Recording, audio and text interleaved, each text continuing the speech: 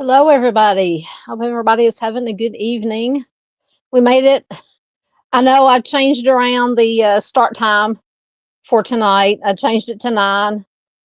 We went out to eat earlier for my youngest nephew's birthday. And I didn't know what time we would get back, so I pushed it back to 9, but we got back in time to make it at our regular time, excuse me. So here we are.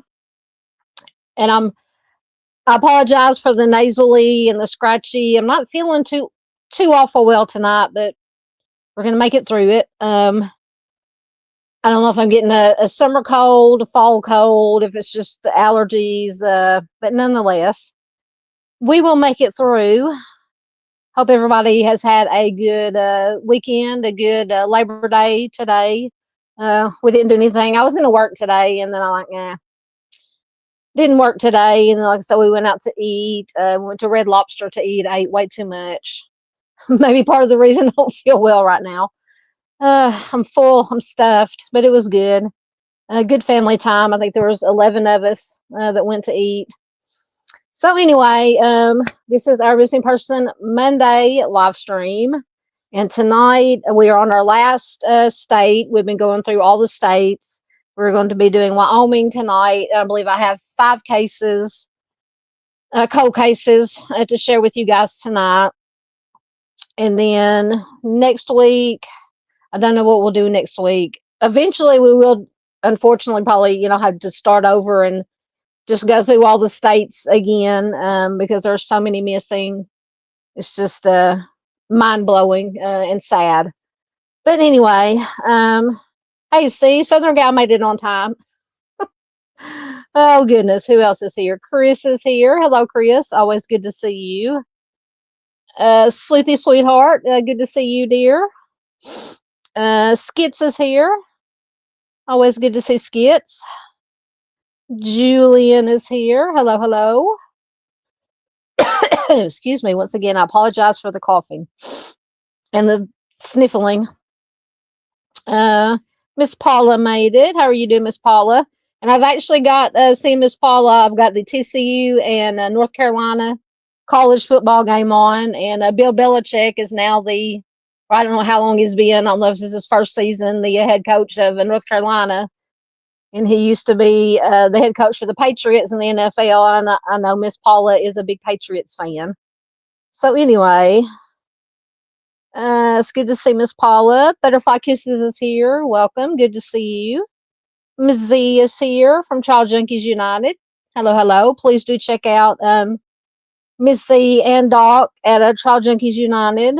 Watched most of their live stream last night about this whole Buford T. Pusser thing that's come out. The case has been reopened. Just crazy stuff. Crazy stuff. Hello, Junior. Junior's here, one of our good friends. Romero is here. Good to see you. Says, how's everyone? Sorry, been gone a minute. Oh, goodness. I'm sorry to hear that. I had to put my dog down. He was 7. Best dog in the world. He developed intestinal cancer. He collapsed 2 weeks ago. I'm so sorry to hear that, Romero. It's always so hard. Your fur babies are a part of your family. They are family members. So you'll be in our thoughts, prayers, and our good vibes, most definitely. See who else is here. There's our friend Arctic. Hello, sir. Good to see you. I hope you're doing well. Yeah, just thoughts and prayers for Romero. It's just so hard. So hard. Let's make sure I don't miss anybody. Hello, Christy Harris. Good to see you. Not a new name for me. Or I apologize if you've been here before and I've just forgotten. Old age memory is getting me, but welcome. Welcome to anybody new here. Thanks for choosing to spend time with us. Out of all the millions of other live streams and videos out there that you can choose to watch, thank you for spending time with us tonight. It's good to have you here.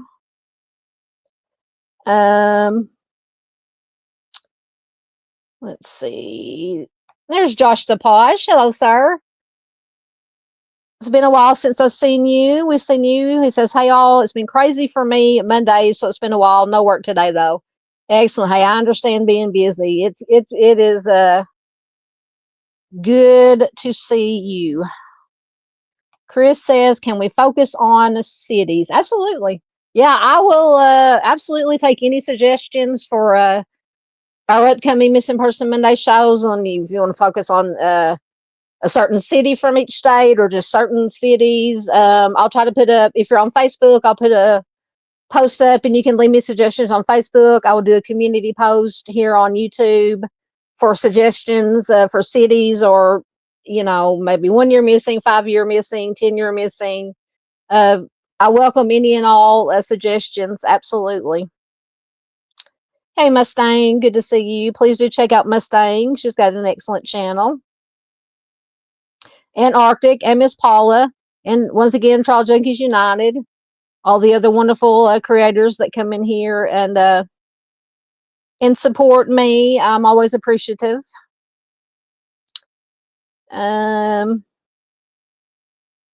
Yes, did enjoy some family time. Yep, I believe there's 11 of us.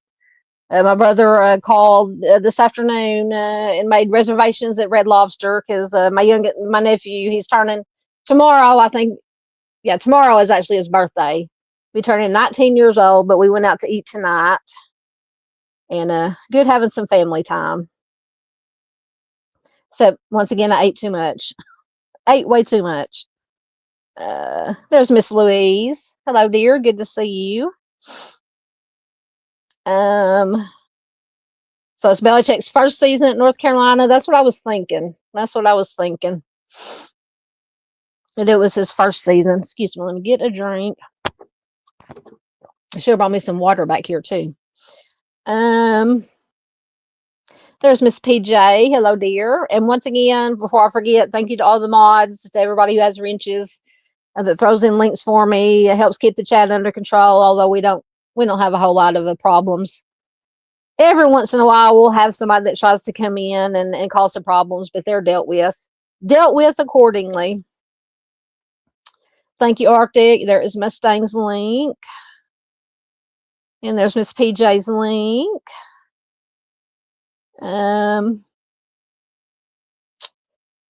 Let me see. There is Josh's link. Josh, have you got yours up and running yet? Can't wait. Can't wait. There is Sleuthy Sweetheart's link. There's Trial Junkies.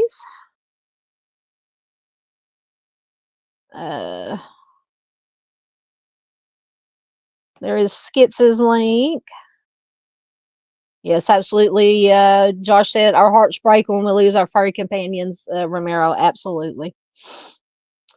Excellent. Thank you.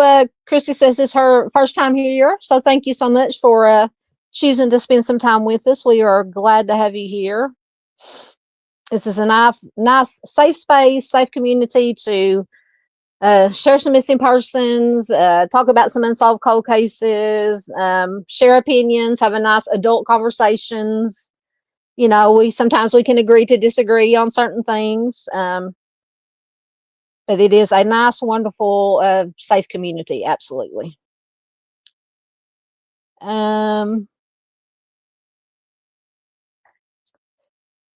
Excellent. Chris says Christy is a person who's an advocate for cases. Excellent, excellent, excellent.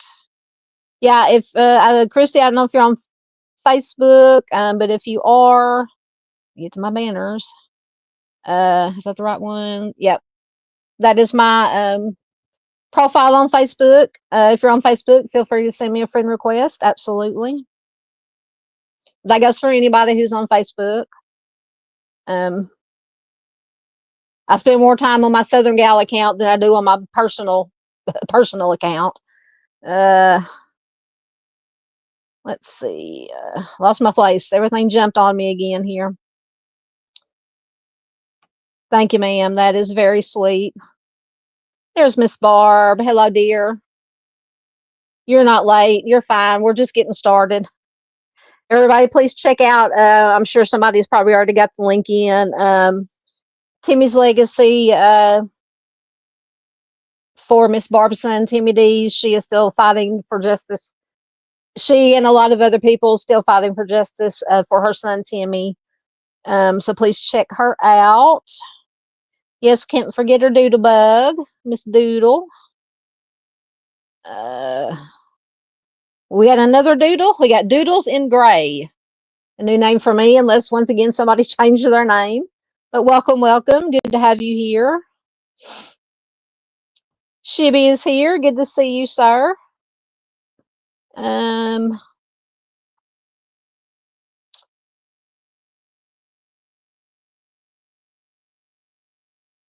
my goodness. Arctic is just spending money apparently. The HVAC people managed to squeeze one cat. Oh my goodness, out of me when they came to do my summer tune-up on my central air. Oh my goodness. That's ridiculous. Wow. Yeah, there's Romero says the Packers got Micah Parsons. We're winning this year. Yeah, there's some Cowboys fans that are upset that the Cowboys let Micah Parsons go. My brother Echoes that comes in here. I'm sure he's upset about that because he's a Cowboys fan. Oh, I don't see. And Dallas, and not just Dallas, a lot of NFL teams have a long history of and it usually comes down to money, you know, but just don't understand why they let some of these players go. Anyway, hey, Miss Heather, good to see you, dear. Always good to see Miss Heather. Thank you, Miss PJ. There is the link to Miss Barb's channel, Timmy's Legacy. Once again, check it out. Yes, mods are awesome. Mustang, I need to give you a wrench. I thought you had one. I'll have to remedy that. I will give you a wrench. Man, did I miss Josh's live? I might have to get over there on his channel and check it out. Oh goodness. I'm so behind on everybody's live streams. Oh goodness. So Doodles in Gray, are you Sunday Doodles? I know Sunday Doodles. You gotta stop doing this to me. You're confusing me. Okay, so Doodles in Gray is Sunday Doodles. Am I understanding that? Okay, I got you. Thank you. Hey, Mino Dino, good to have you here, sir. Um, Lots of people in here. Good to see everybody here. Um, just don't want to miss anybody. Whole bunch of comments. Just yes, do check out our Arctic. Absolutely. Merrill says his Facebook finally got unbanned after a year. Oh my goodness. I've been put in Facebook jail for it's usually 4 or 5 days, maybe a week at a time. All I do is post missing persons posters, and talk about cold cases and missing persons. And somehow I get put in Facebook jail for that. Go figure. Go figure. Um, is that your channel, Josh? Where lavender grows? Excellent. I will have to check that out. Please correct me if I'm wrong. Shibby says his Facebook and YouTube do not mix. Oh, goodness. Hey, Jetpet 9000. Good to see you. I haven't seen you in a while either. Good to have you here. Junior says he'll be listening. He's got to get ready for bed. He's got to get up early. He's heading to Kentucky tomorrow. Safe travels for you, Junior. Absolutely. Junior divides his time between Kentucky and Michigan. So have a safe travels. There's our JP. Hello, sir. John Paul Henson Music Studio. JP usually comes in under whatever name. Stopping in for a quick hello. Very busy days. Stay safe, all live and light. Thank you, sir, for checking in. Please do check out John Paul, his music channel.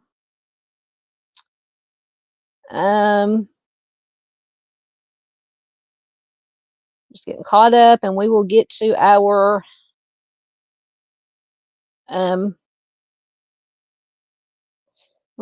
cases for tonight. Just make sure I don't miss anybody.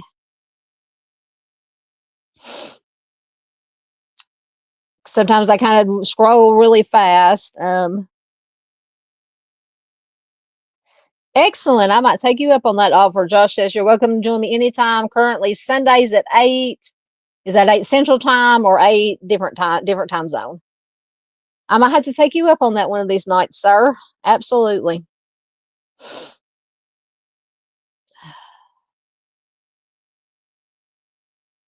Okay, so all right, I will find it and I will sub to it. Absolutely. Yes, I do like that channel name. Absolutely. Shibby says if his family saw him on YouTube, he'd get grounded. I wouldn't doubt that. I would not doubt that. Oh, goodness. 8 Central Standard Time. Excellent, excellent, excellent. And here comes Miss Farr with, hello, Miss Farr. Good to see you. And she is gifted one Southern Gal True Crime membership. Thank you, thank you. Let me put a cow in the pasture. I got to find the cow. The cow's on the loose.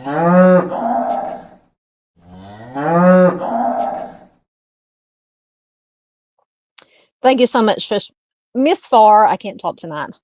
As usual, that is so very sweet of you. Farr is a rock star, always gifting the memberships.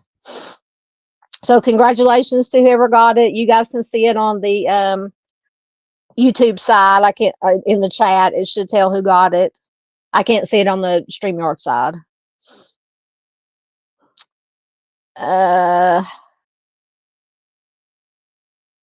Trying to see. Okay. Welcome once again to Miss Farr. Yep, absolutely. Like I said, Miss Farr is always gifting memberships. Oh, did I miss something? Miss Barbara said prayers for your father at Butterfly Kisses.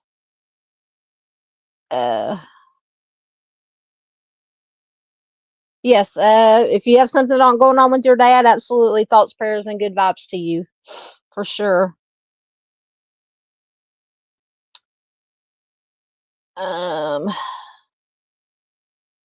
Yep, absolutely.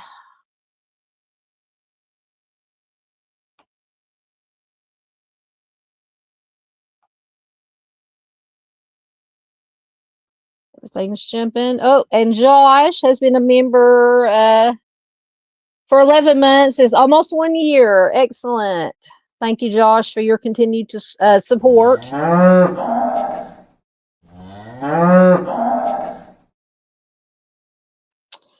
Thank you so much, sir. We love all our members. We love all our subscribers. We love everybody, all this whole community. So Butterfly says he's in the hospital. They have his pain managed, but not sure what's wrong yet. Oh, thoughts, prayers. Once again, thoughts, prayers, and good vibes. We will be thinking about you and your dad. And once again, Far says she's piss farting around. Oh, just got home from shopping. And Josh has gifted 1 membership. Thank you so much, sir. We're filling up the pasture.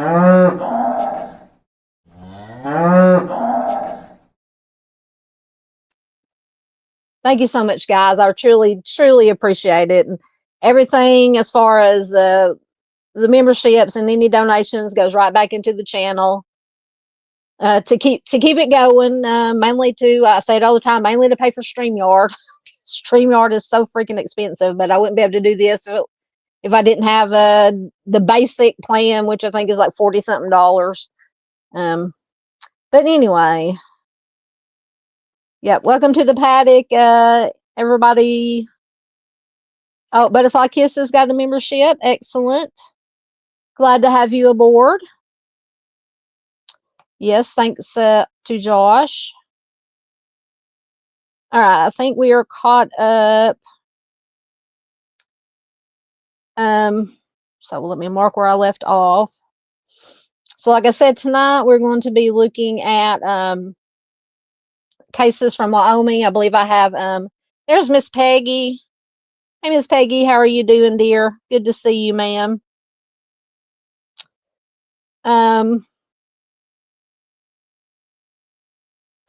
Arctic says, if we keep filling up the pasture, I'm going to have to convert the Mustang to run off methane gas.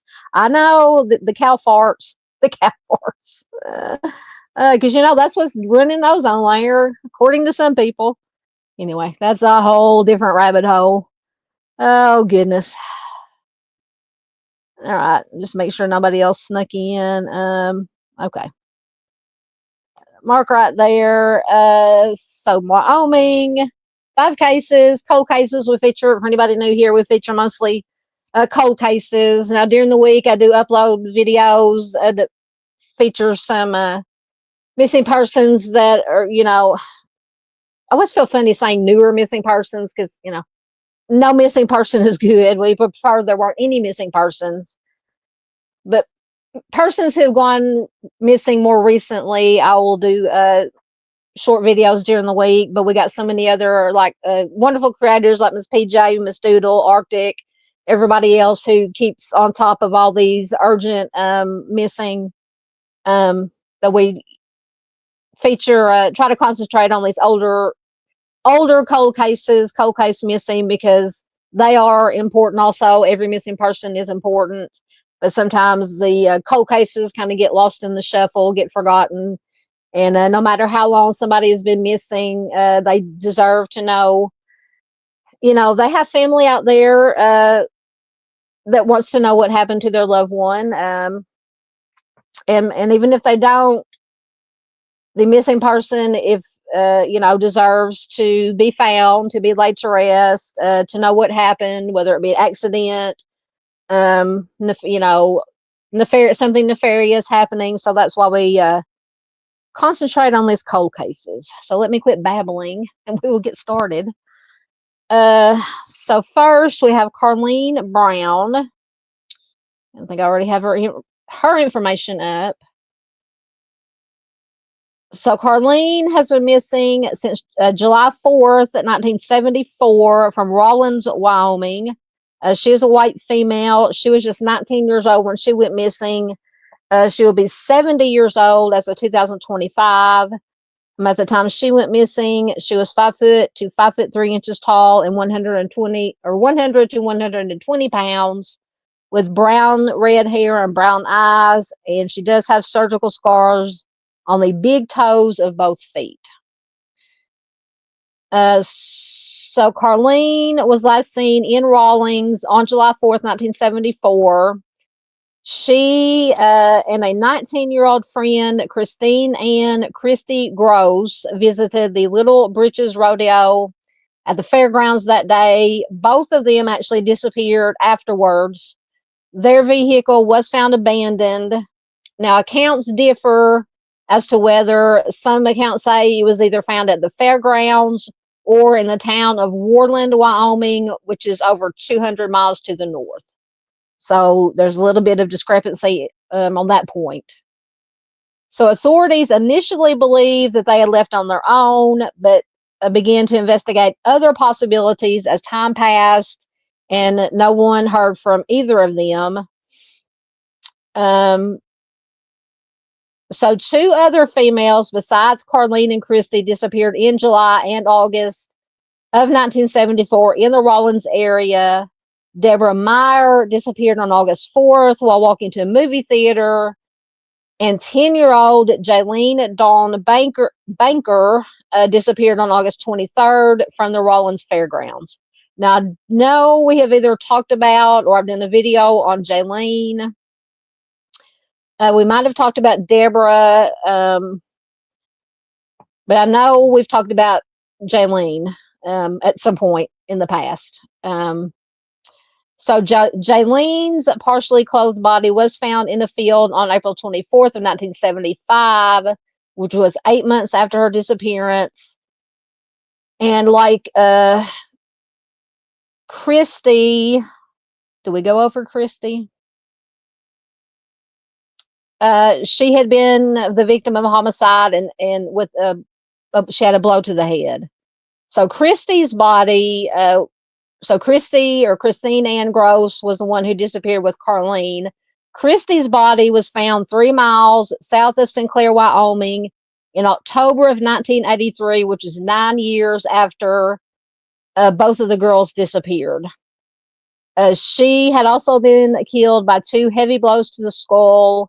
There was no sign of Carlene where they found Christie at. Carlene has never been heard from again. Deborah Meyer has also never been found. And Jaylene and Christie's homicides are unsolved. So we've talked about Royal Russell Long before, maybe when we were talking about Jaylene. So Long is considered a possible suspect in Deborah and Carlene's disappearances and Christie and Jaylene's homicides. He pled guilty to kidnapping Sharon Baldeagle. He was also charged with the homicides of Cinda Pallett and Charlotte Kinsey, but the latter charges were dismissed for lack of evidence. So Royal Russell Long did live in the Rawlins area in 1974. He did work at local fairs and carnivals. He passed away in prison in 1993. He was never connected in connection with any missing people besides Sharon Baldeagle. So Carlene was adopted, and investigators do not know the identity or the whereabouts of her birth family. Her adopted parents divorced prior to 1974. She lived in Rawlins with her father and brother at the time of her disappearance. Her mother lived in Colorado. She had graduated from Rawlins High School in 1973. She had been active in many extracurricular, activities, including sports during her school years. It says that all of her adoptive family are now deceased and her case remains unsolved. Foul play is obviously suspected. So if you have any information on her case, you can call the Carbon County Sheriff's Department at 307-328-2782. So in my opinion, I have an article I'm going to read. Let me get it going. Well, it's just a little, it's from a website called Whereabouts Still Unknown. Turn my camera off for a minute. It is hot in here tonight. I'm sweating. In my opinion, just from this little bit of information that I've read about her, it's possible, in my opinion, that she could, Royal Russell Long could be responsible. But obviously, we don't know for sure. Hold on 1 minute.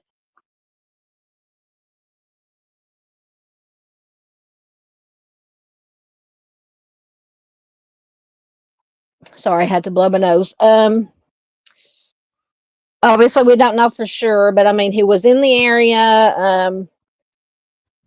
He was suspected in these other kidnappings and homicides. He was only, what did it say, convicted in one. Now, that could just mean, it means either obviously he didn't have anything to do with the other ones, or he just did not get caught in the other ones, or they didn't have enough evidence to link him to any of the other ones. But I have this, I don't know how much more extra information it has, but it's from whereabouts still unknown, wordpress.com. All the links to all the online sources I use are always in the description box, so feel free to read them at your leisure if you wish.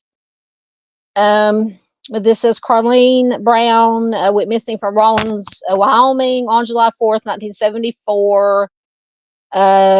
She was last we went over that. Carlene and Christy, which is the one that she was with that they found her body, are believed to be victims of Royal Russell Long, who was a serial offender who often worked at carnivals and fairs around the country.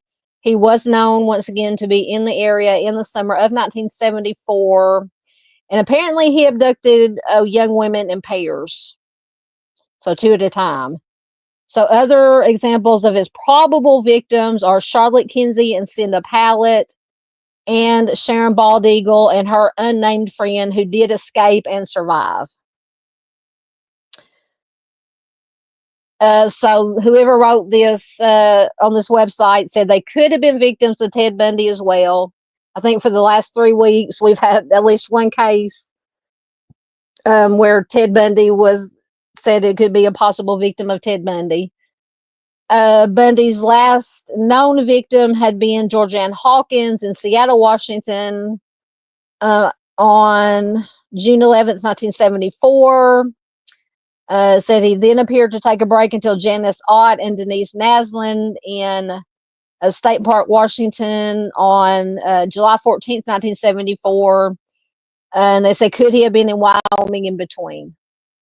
Once again, anything is possible. And as far as physical appearance, Carlene would fit his type because Bundy did have a type.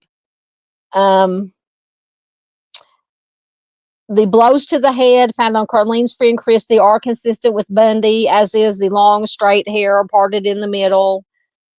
While all missing persons cases are disturbing, particularly those believed to be victims of serial offenders, Carlene's case has an added complication that in all probability will prevent her case from ever being solved, and they say that was because she was adopted. The identity of Carlene's birth relatives are not known, and both of her adoptive parents are now deceased. With no dental records available, a familial DNA sample is the only hope of identifying her if she has been or may be located. So they're saying, obviously, if remains are found and they try to use familial DNA, they don't have any of her biological family's DNA, so that would not help at all.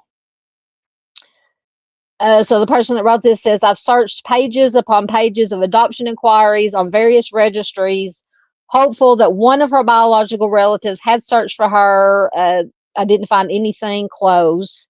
I then read an outline of the Wyoming statute regarding adoption records and found something promising, but it came with another snag. Wyoming allows for the release of personal information on adoptees and birth families under the condition that both parties give their consent. So in other words, in Wyoming, to unseal the records, both parties have to give consent, and if her birth parents are deceased, obviously they can't give their consent or their consent. It says either the adoptee or one of the birth relatives must petition the court. Once again, the adoptee is, I hate to say it, but in all likelihood, probably deceased. So who will in turn appoint a confidential intermediary to contact the other party and ask for their consent. Without the adoptee, this seems like a dead end. So they go on to say, just because I figured I had nothing to lose by asking, I contacted the University of Wyoming's law clinic. They do pro bono cases and offer legal advice to those who are unable to afford private counsel. I explained the predicament and that I would like to know how to request a confidential intermediary to request a DNA sample from her biological family. Their identities wouldn't even need to be released, but their DNA could be entered for comparison, and there would at least be a chance that her case could someday be solved. Carlene's parents would likely be in at least their 60s now, so I guess they are still alive, maybe possibly alive. So I thought it would be a good time to attempt to get the ball rolling. And she said, or he or she who wrote this, says, I will update if I get anywhere with this request, so I don't have my hopes up.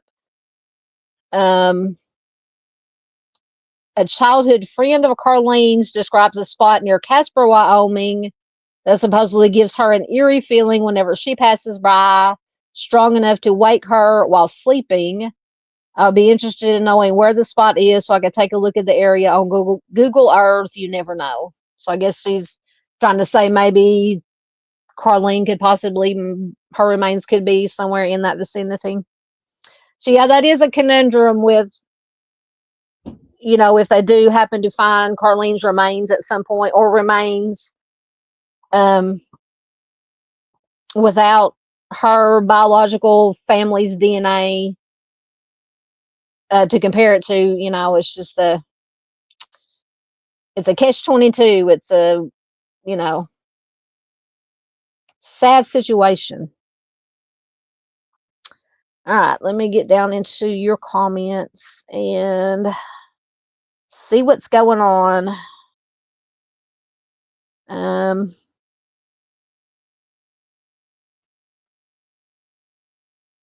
Lots of comments popped up. Hold on. Oh, they're loading.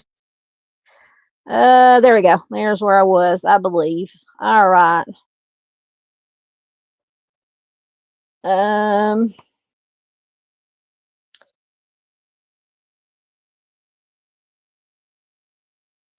Yes, Skit says, I'm trying to get 1,000 subs to keep my channel going so I can keep doing live. Yes, please do go sub to West Side Crime Show, to our friend Skit. I've been subscribed, I believe. Yes, I've been subscribed for a while. Paula says she's trying to fix her cable while watching. Oh my goodness.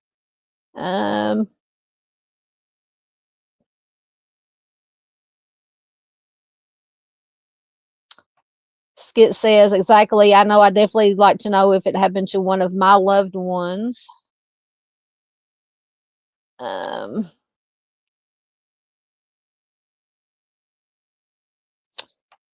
So Christy is working on a case. Coltrane Carlos, he was found deceased in Gillette, Wyoming.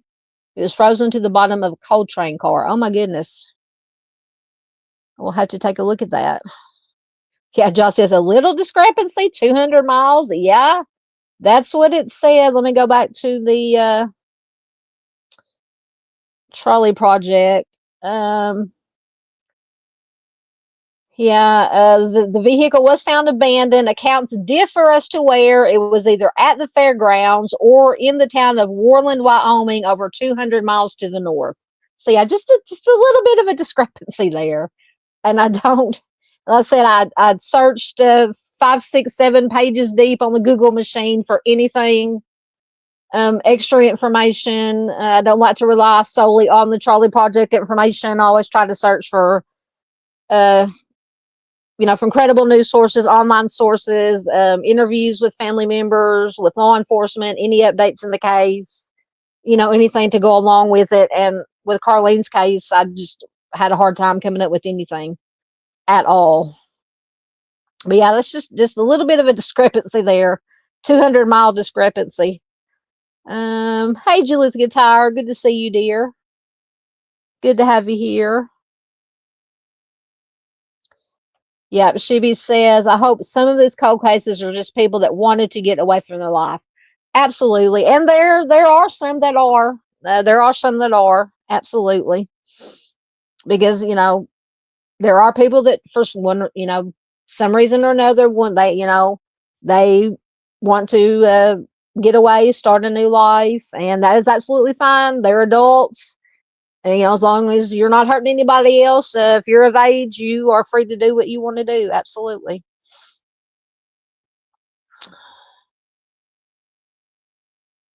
Oh goodness. You're trying to find an identity? Christy says, I have a possible for him, but he was cremated and they have no file. I don't know if they're, Josh wanted to know if all of these disappearances are associated with the fairgrounds. I don't know if they are. It said that, so Deborah Meyer, they mentioned Deborah Meyer. She disappeared on August 4th while walking to a movie theater.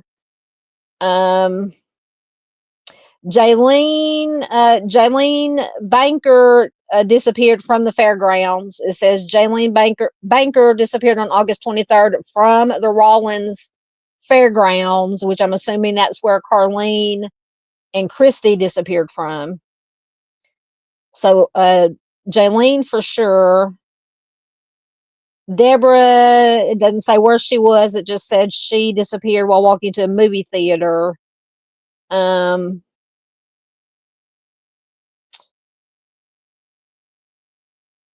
they mentioned, so he pleaded guilty to the kidnapping of Sharon Bald Eagle and to the homicides of Cinda Pallett and Charlotte Kinsey. Let me look at their information right quick to see where they disappeared from. Cinda was last seen at the Oklahoma State Fairgrounds in Oklahoma City. So that was from a fairground. Now, they mentioned that Royal Russell Long did work at the Rawlins fairgrounds. Now, I don't know if he traveled and worked at other fairgrounds. So Cinda disappeared from the Oklahoma State Fairgrounds in Oklahoma City. Let me find the other one. Charlotte Kinsey. Charlotte Kinsey disappeared also from the Oklahoma State Fairgrounds in Oklahoma City in September 26, 1981. So she and Cinda and Charlotte disappeared together. So those are the two that Long was pleaded guilty to their homicides. If I can get back to the right one. So let me see what it says.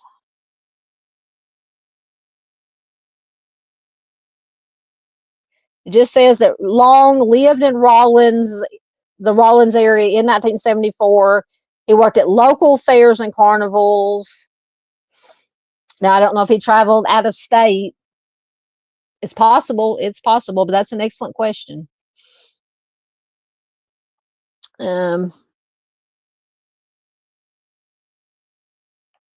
Chris says on the first case, there's a suspect who's familiar to it. You talking about Long?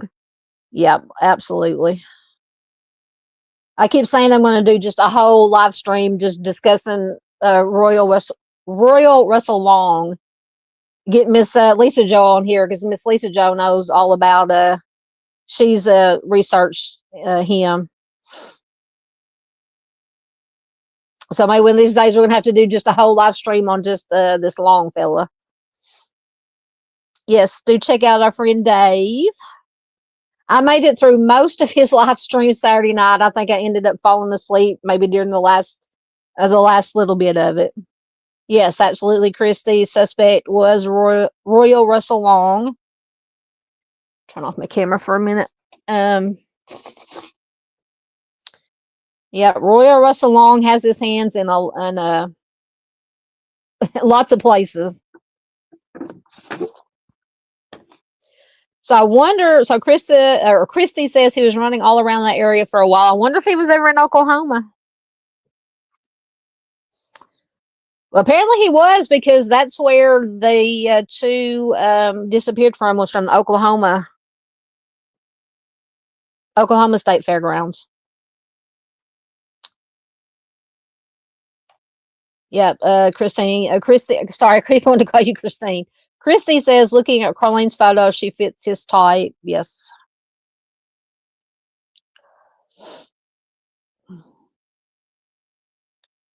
Yep. Christy's body was found 9 years later.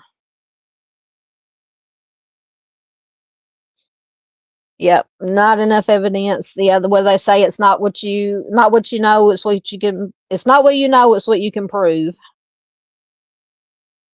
Christy says they didn't have a lot of evidence, if I remember correctly. Hey, Didi, good to see you, ma'am. Please check out Diana. Josh says, according to the Casper Star, investigators were trying to locate Carlene's family. Excellent. Excellent. In 2012? Yes, let's hope they can get some DNA. Absolutely. Josh says 4 missing women in 7 weeks. Yep, somebody was busy. Somebody was busy.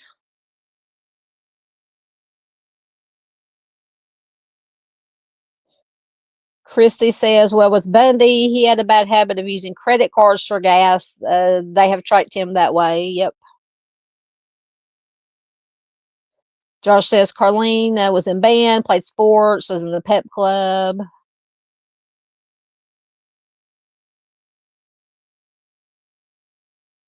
Okay, so Josh says Carlene's adopted parents seem to have passed in the 90s.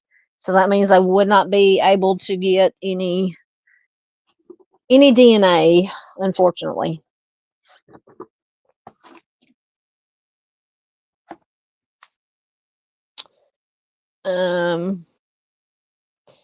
Josh says an investigator in 2012 was looking for her biofam for DNA. That's a good question. Sleuthy said, what about things like ancestry DNA? Yeah, I said it all depends on if her biological family submitted any DNA to any of the public databases. Yeah, Christy says, with no DNA, unless remains are found, the only option will be forensic genealogy. Yep.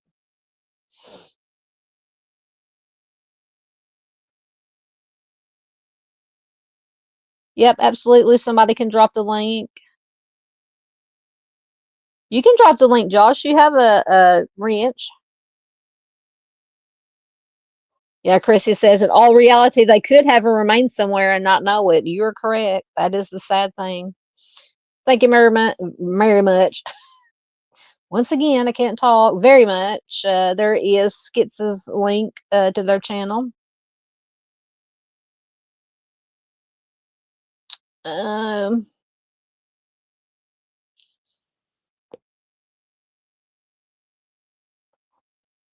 Yeah, Sleuthy says, I just wish they would let someone know. Are you talking about people who just leave of their own accord? I couldn't imagine just disappearing on someone and leaving them without closure, but I'm not in that person's shoes. True, yeah.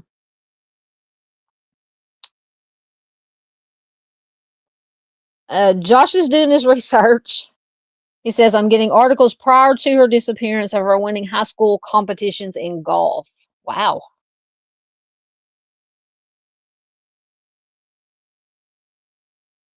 Oh, wow. Ms. Z says, just found one that disappeared in 1999. Her adult children last year called to check on the case. They were told it was closed because someone called saying they saw her in another state. So they're just going to take somebody's word without even, that's stupid, for lack of a better word. Stupid. Yeah, check the file. They have to have some kind of, wow, that is crazy. Just, yeah, take somebody's word. Oh, yeah, I saw them in whatever state. Okay, case closed. Unbelievable. So basically, he was a carny traveling around. Yeah.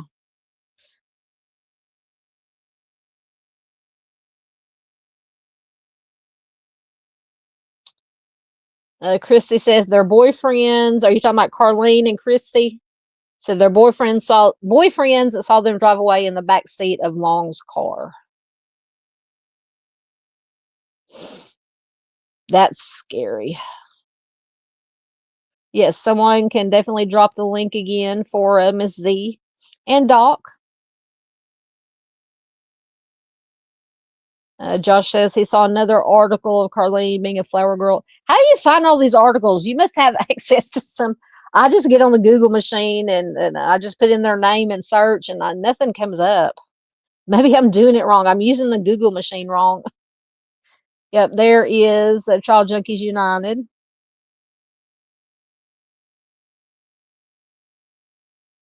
Yep. Josh says without bio family DNA, they wouldn't know if the remains are hers. They would have to have dental records, just how Christy was identified. Exactly.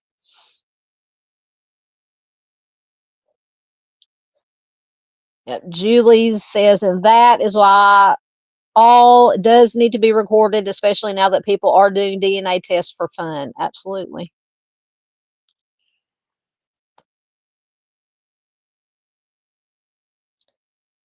Ms. Z says, so anyone with someone missing, I will contact and make sure the case is still there and get the file number. Yep.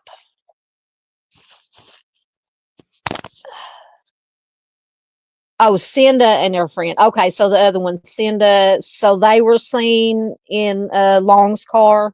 Okay, gotcha.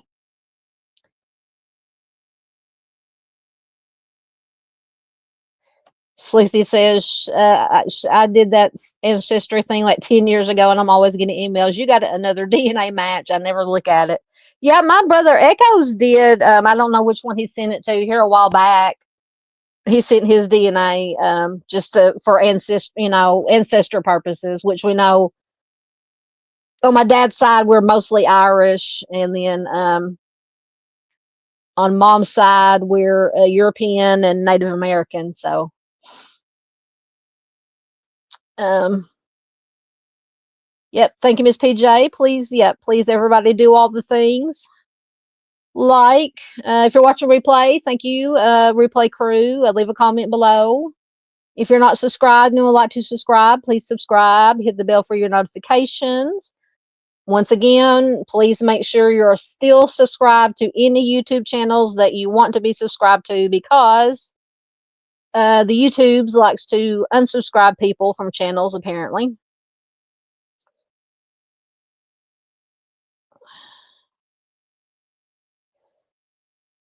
I wonder that too. Josh says, I wonder if she's in or around the same location in Sinclair like Christy. That would be my opinion. I absolutely agree with you. Miss Barb says, we found out my mom had a younger sister after she passed in Florida. My mom never knew it. Oh, wow. Um, I think I remember you mentioned that. Julie says, I think my sis did 21andMe and we're somehow related to H.H. Holmes. Yeah, I keep saying I'm going to do a live stream about H.H. Holmes too. That's a crazy, crazy case. Ms. Z says, I haven't sent my name in because it would come back. I'm probably related to a serial offender. Argus says he's Irish, French, and German. Yeah, we have German in us. Let me see. Yeah, my grandpa's side, he was German on one side, Native American on the other. His great great great grandmother was full blooded Cherokee.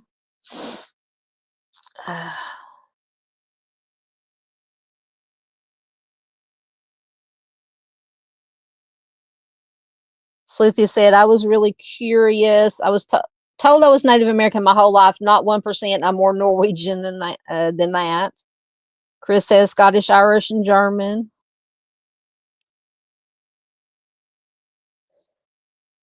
MSZ says, Carlene, I'm assuming you're talking about Carlene. She probably hasn't been found yet, and she's in the area somewhere. Yes, in my opinion, she's probably is in the same general area that they found Christy.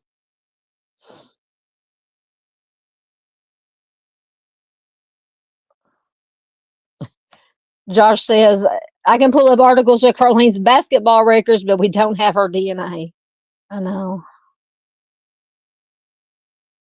Christy says, if you do Ancestry or 23andMe, please make sure to download your data to GEDmatch and Family Tree DNA. Yeah, aren't those the two that law enforcement uses? Is the GEDmatch and Family Tree?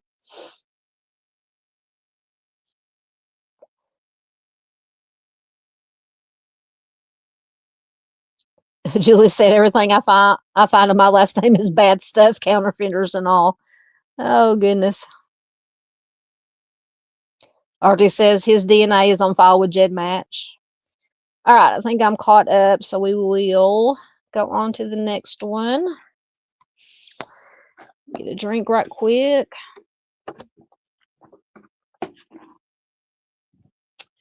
All right, next we have Justin Philip Harris.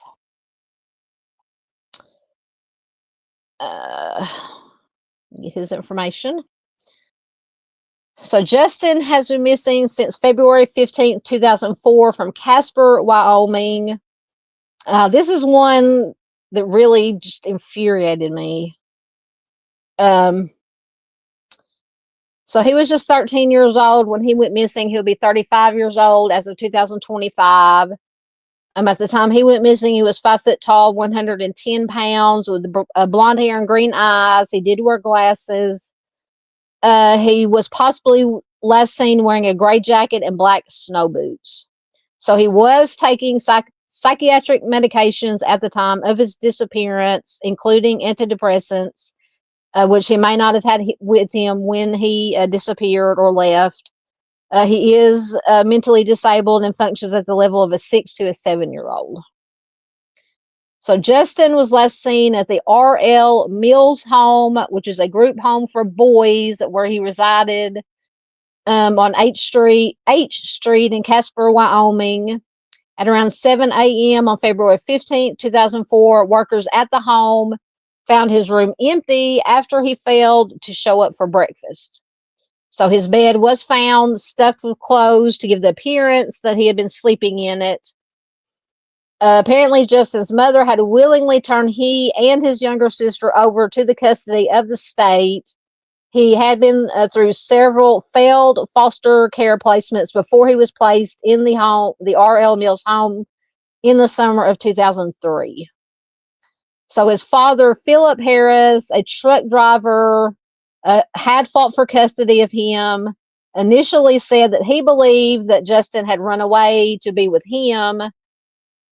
Philip theorized that Justin was either still in the Casper area or tried to go to Swink, Oklahoma, where his father lives. He had repeatedly run away from his various foster homes in the past. Later, Philip said that he thought Justin hadn't run away from the group home, but had in fact been the victim of a crime, some kind of crime, and that the group home was trying to cover it up. So actually, Philip, his father, denied for some reason that Justin did suffer from any kind of disability, but these assertions or assertions were contradicted by the staff at the Mills home, who said that he did require constant supervision and could not function without his psychiatric meds. They stated that he had been doing well at the facility, however, and he was also succeeding at school. So Justin's case obviously does remain unsolved. Sorry if I'm moving around, my back's hurting. The R.L. Mills home, which served adolescent boys with a variety of emotional and behavioral problems, was closed in 2011 due to financial constraints.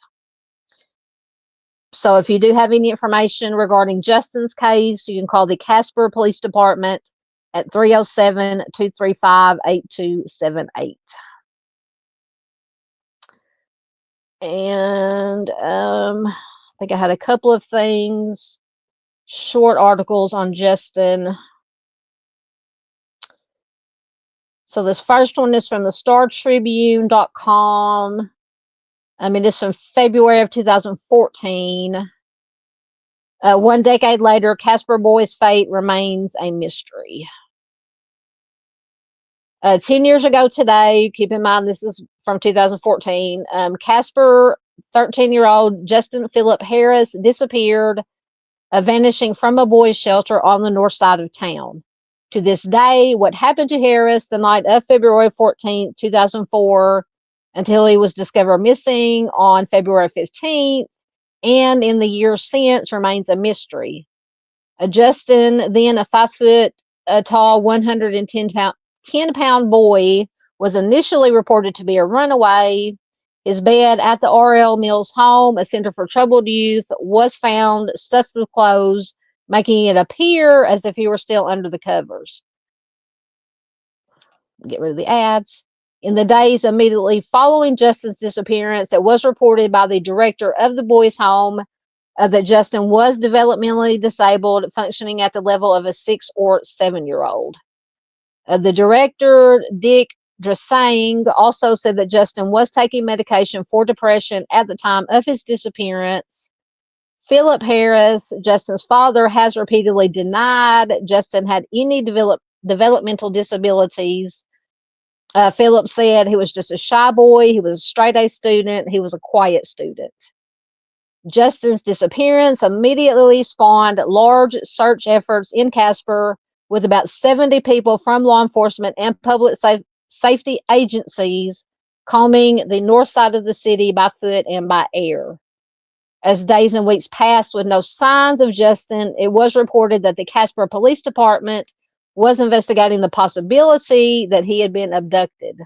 It also surfaced that the department had polygraphed a number of people close to Justin, including family members. So that's interesting. But you would expect something like that also. National organizations joined in the effort, including the National NCMEC, which continues to circulate information on the case, including age-enhanced projections of what Justin would look like. Justin's father said he felt the first 60 days of the investigation were, quote, wasted and lost because everyone was pointing fingers at each other, including him. He said all players involved in the case, each one was a suspect. I told investigators if I had done it, I wouldn't be sitting here. I would be with my son. So throughout the years, Philip has shared with the Star Tribune theories he has about what happened to Justin.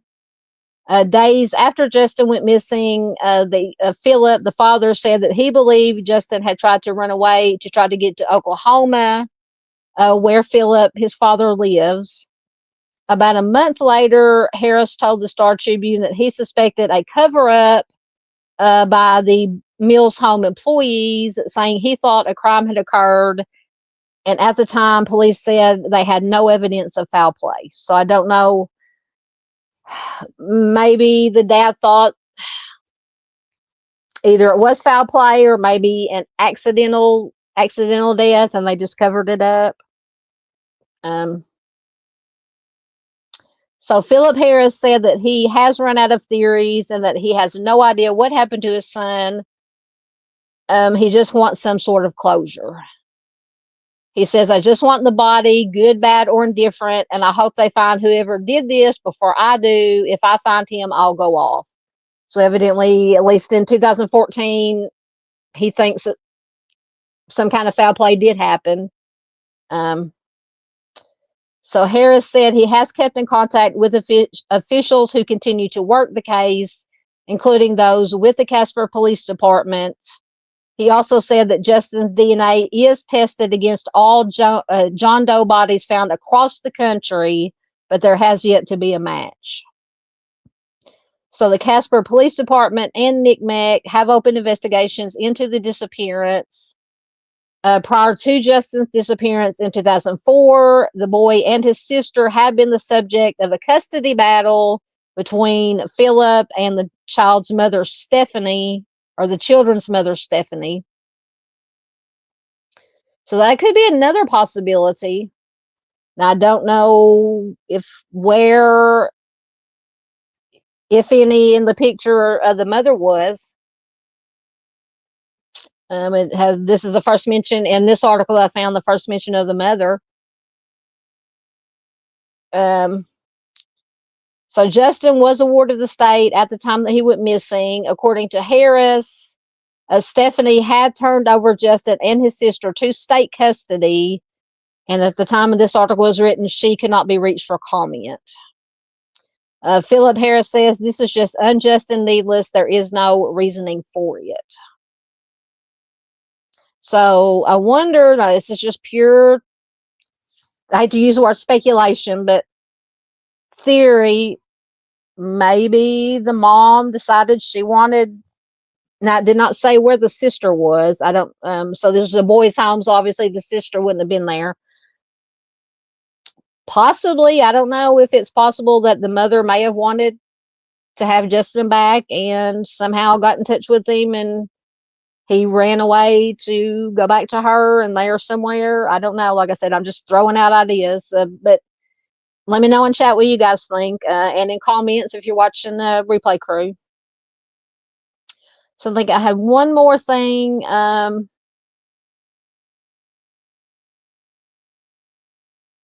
Actually, from websleuths.com, there was an article that somebody had posted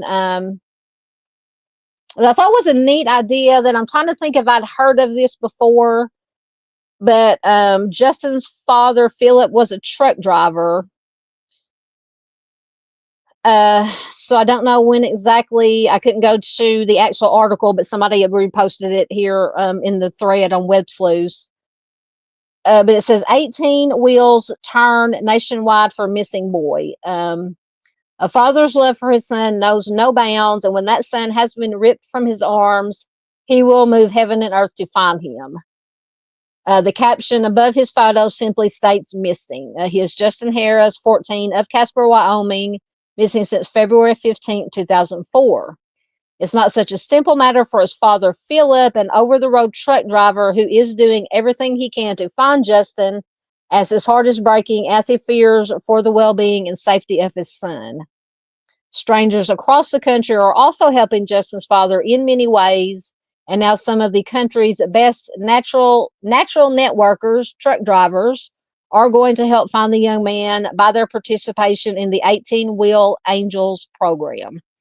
So the 18 Wheels Angels is a national missing persons locator program spearheaded by nonprofit organization Project Jason. The program enlists the aid of truck drivers and business travelers to place posters of missing persons along their routes as they travel across the country. So that is a very awesome idea, obviously. So participants are asked to go to the 18 Wheel Angels link on the Project Jason website at projectjason.org. And I'll see if that's a clickable link, and I'll put it in chat when I get finished reading this. So they're asked to go to the website and to then download and print as many posters as they can place. Anyone can participate. Justin Harris's 18 Wheel Angel campaign began on March 1st and will run through the 15th. In addition to the 18 Wheel Angels campaign, Project Jason, working together with J.B. Scott Publishing of Anniston, Alabama, has featured Justin in the monthly publication. Justin's father at the time had arranged for 2 billboards in the Casper area, which bear his son's photo. He was featured in the April issue of Over the Road magazine. Philip remembers his son as kind, considerate, helpful, and lovable. Justin is a very quiet and shy boy. He could get along with anyone. He would sit for hours on end and play with his Hot Wheel cars or give a helping hand where needed. He enjoyed trucks, cars, and drawing as well. If only I could see him right now, I would tell him that Jacob, Jody, Kay Marie, and I love him dearly and miss him with all our hearts, and that I'm still here and fighting for him and wish he were here. Philip says that when he finds Justin, he will take some time off to go fishing with his son. When asked what the public can do, he responded, individuals can help by placing a poster in their place of employment and sending it to all their family and friends, with their friends and family doing the same, to pass the flyers around so they can keep their eyes peeled. Please take 1 extra minute so we can apply this to any missing person. Please take 1 extra minute to look at a child to be sure, and then contact local authorities, but not only with my son, but all children. They can look and see how the child is acting with the adult to see if everything is normal between the two. As awareness is key in missing persons cases, it is important for Justin's face to be seen so that he can be found and reunited with his family. So Project Jason was founded by Kelly Jolkowski, mother of missing Omaha, Nebraska youth Jason Jolkowski. The all-volunteer group's mission is to create and increase public awareness of missing people through a variety of outreach and educational activities. Project Jason seeks to bring hope and assistance to families of the missing by providing resources and support. So I just thought that a lot of times when it comes to, especially truck drivers, we usually talk in the vein that some serial offenders are truck drivers, but completely switching gears to basically truck drivers, people who travel a lot for their work, cross country. Absolutely wonderful idea to be able to print out these flyers and just leave them at different places. Let me see if this link works. It's projectjason.org. Or if it'll give me a... Yes, it does. So I will put it in the chat so you guys can check it out if you would like.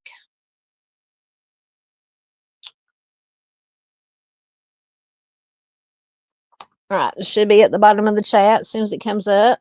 There we go. All right, let me get to your comments. Caught up one more time. Give me a drink.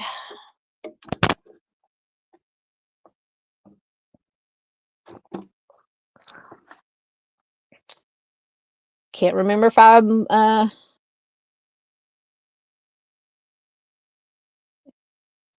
can't remember if I marked where I left off at the chat.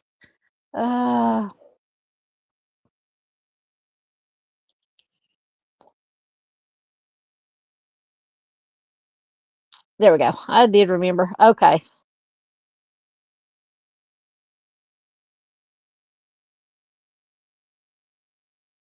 So Christy says there's also DNA Justice, which is free for law enforcement to use. Excellent.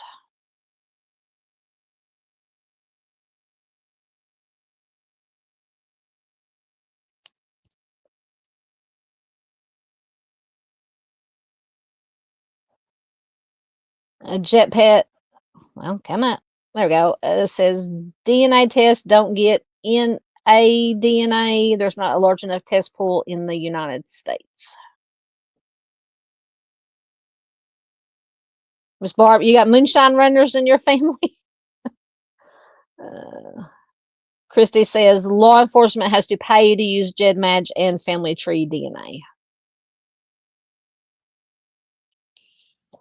Oh goodness. Artie says I'm waiting for that knock on the door about my grandfather. He was a psychopath according to the stories I've heard. Oh my goodness.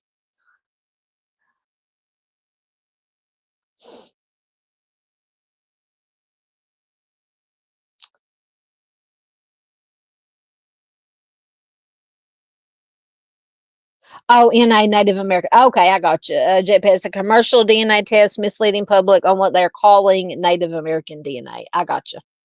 Sorry, I was trying to figure out what NA. Okay, I got you.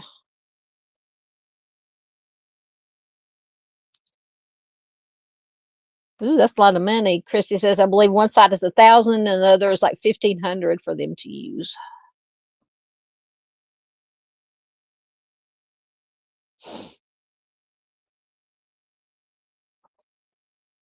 Josh says perhaps functions at the level of 6 or 7-year-old, but was a quiet, straight A student. Yes. I'm still wondering. I don't know. I could be way off base about the mom, but I mean, I don't know. I don't know. The mom may not even have been in the picture anymore. It didn't say anything about where she was at, or if she was close. Yep. Just Chris says Justin's case sounds truly disturbing. Yeah. So either, I mean, obviously the possibilities either, to me, because when kids run away or whatever, they do, because they said they found clothing, tucked under the sheets or the blankets to make it look like he was sleeping. Kids will do that. So he could have, I mean, that he ran away, but where was he going? Was he going to try to find his father?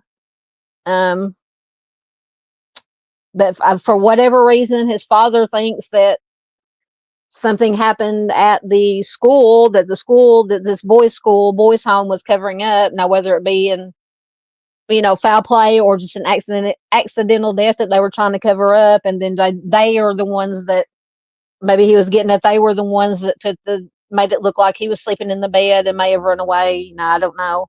I don't know what he's basing his opinion on about that.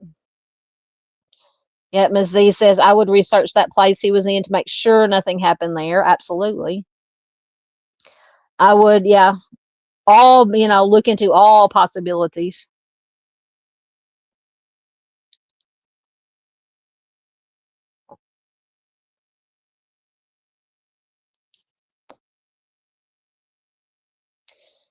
Jet Pet says Americans generally don't consider what is called the Americas because there's North America, Central America, South America, much bigger test pool of Native American in South America.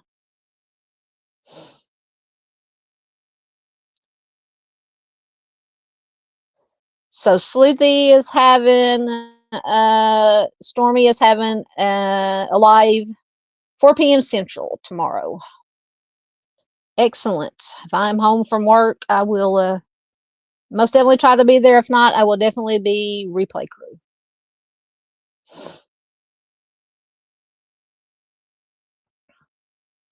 Yep. Josh says there's a custody dispute going on between Philip and his mother and the mother. Yes.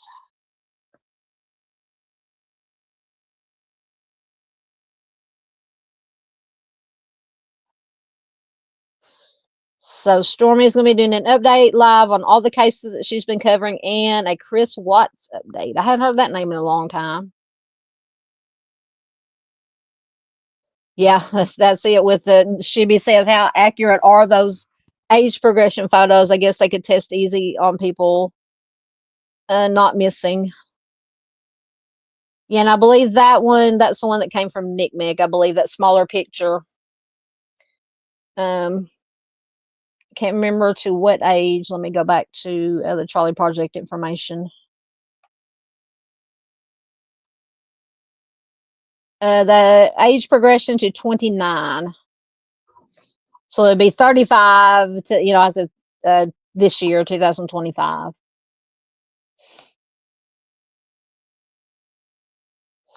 Ms. Z says she doesn't trust that place. Something is wrong with that whole situation. Yeah, it's entirely possible. Absolutely.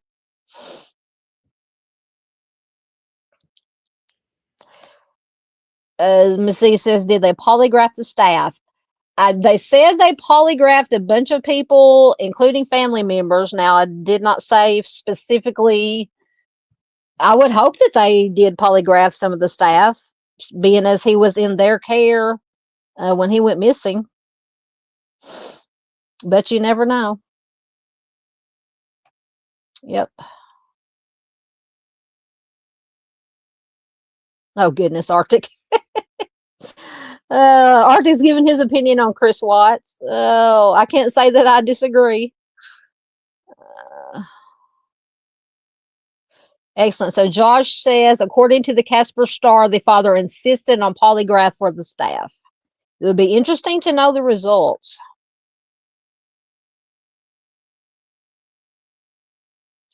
This is true. Dino says, I wonder if he really needed medication. The father said he didn't. They tend to over medicate kids. I agree. I agree.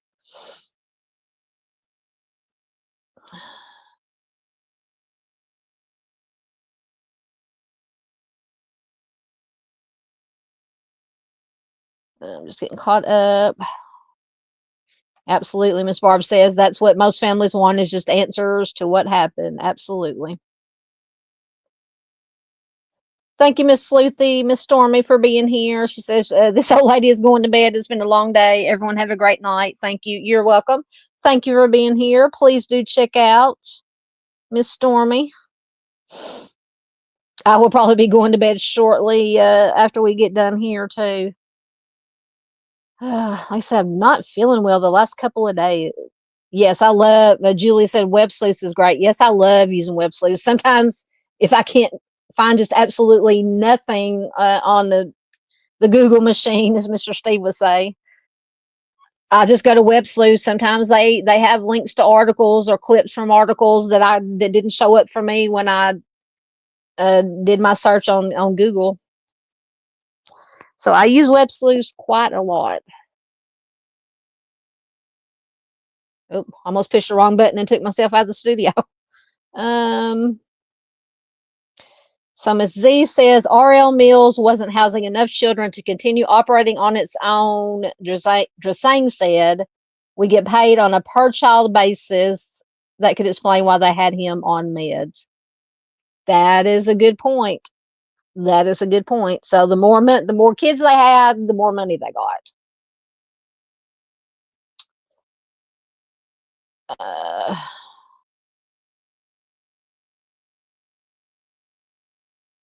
So, Miss Julie, have you heard of 18-Wheel Angels? I'm trying to think. I might have heard about it or read something about it a long time ago, and it just jogged my memory when they mentioned it on Web Sleuth. But yeah, that's an excellent, excellent program. I'm gonna have to look into it more, see if it's still going on. I'm assuming that article I was reading from. Well, I don't know. It was from Web Sleuth. I don't know how old the article was or how new or old the article was. But yeah.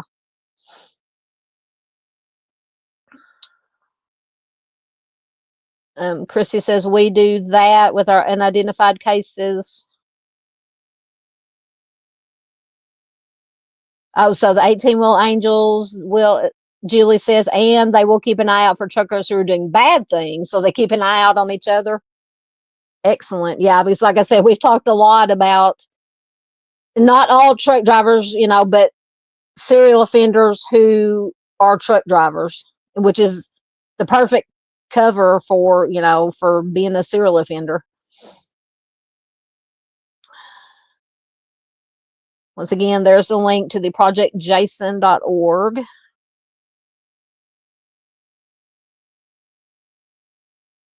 Are you talking about the Project Jason? Julie said, when I click it, it cannot receive donations.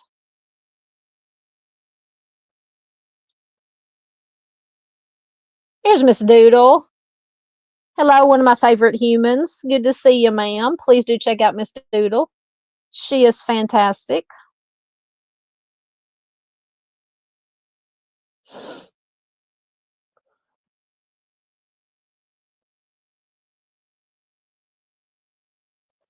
Ms. Z says, found out that boy's home was having financial problems and low on staff, laying off, then rehiring when they could.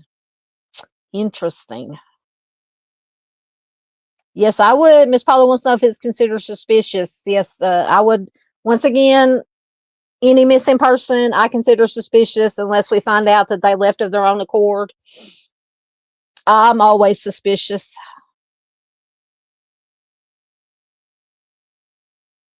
Yeah, that's what I wonder. Ms. Z says, if the dad says his kid didn't have mental issues and they were medicating him, why? I know. I don't understand that. I'm with you. Unless it's like you said, maybe because they do, I don't know if they do it now, they probably did it back then. They do tend, in my opinion, to over medicate or medicate too quickly children nowadays. Entirely possible that they, were doing it back then too. That's just my opinion.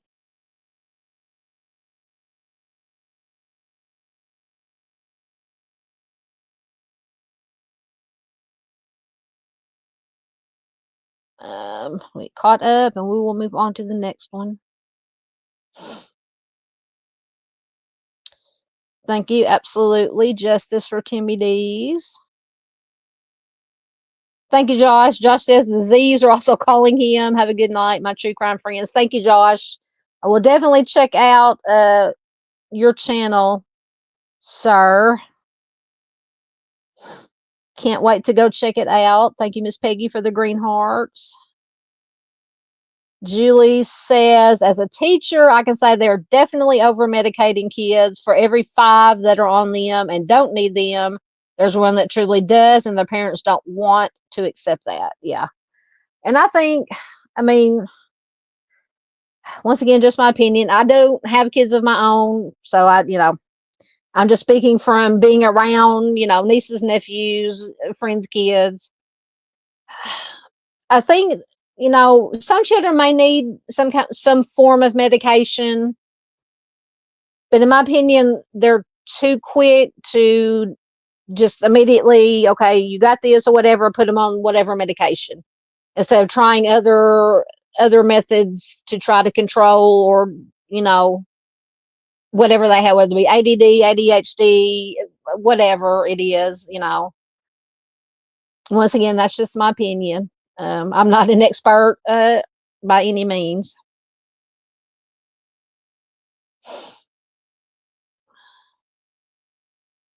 Absolutely, Josh. I will be looking for your email. Yes, thank you, Julie, for being a teacher. Teachers do not get teachers should get hazard pay. I'm telling you. Yep, that is true. Arctic says a lot of connections between trafficking and the trucking industry. Unfortunately, I've been down so many rabbit holes on that. Yes, absolutely.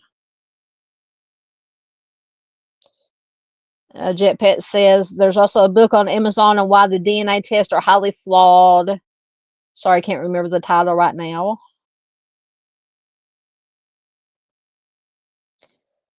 Julie says, my dad was a biker, and I think I learned of the trucker angels through the biker angels. Excellent.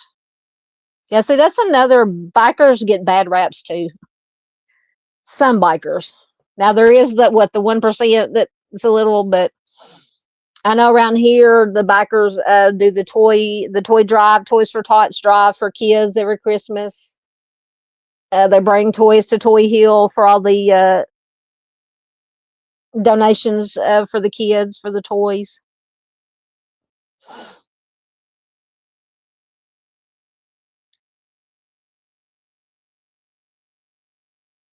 Which I had bikers in my family too. My uncle, 2 of my cousins. So Ms. Z says the dad was also looking into the bed check policies. His father thought something happened there. Excellent. Yeah, so he would have, if they had bed check, he would have had to have either disappeared if he left on his own accord, or either he or somebody else, if something happened, had made him look like he was in the bed. Looks like they would have found it. He would have had to done it between bed check and then in that morning when he was supposed to have been at breakfast.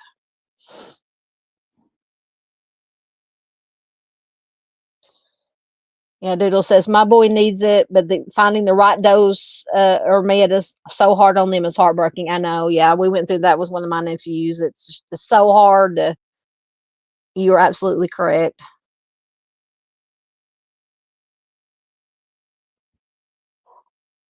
Yeah, and it's for adults because Arctic was mentioning some of his problem. Even for adults, because I take meds, and even for adults, it's hard to get the dosages right and the right combination of things to find that balance. So I just imagine for a child, having to do that. Yes, Josh has a channel of somebody. It's called, what was it called again? Something Lavender.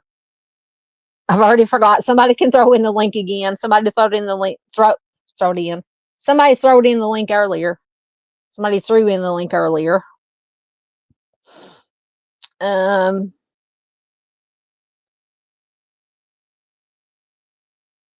Miss Peggy says, it's sad how many creeps find good places to hide body. Yeah, absolutely.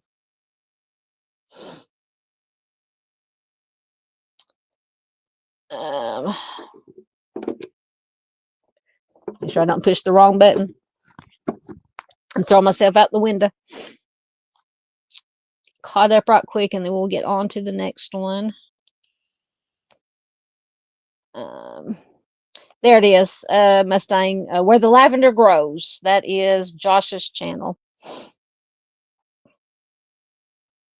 Or Where Lavender Grows.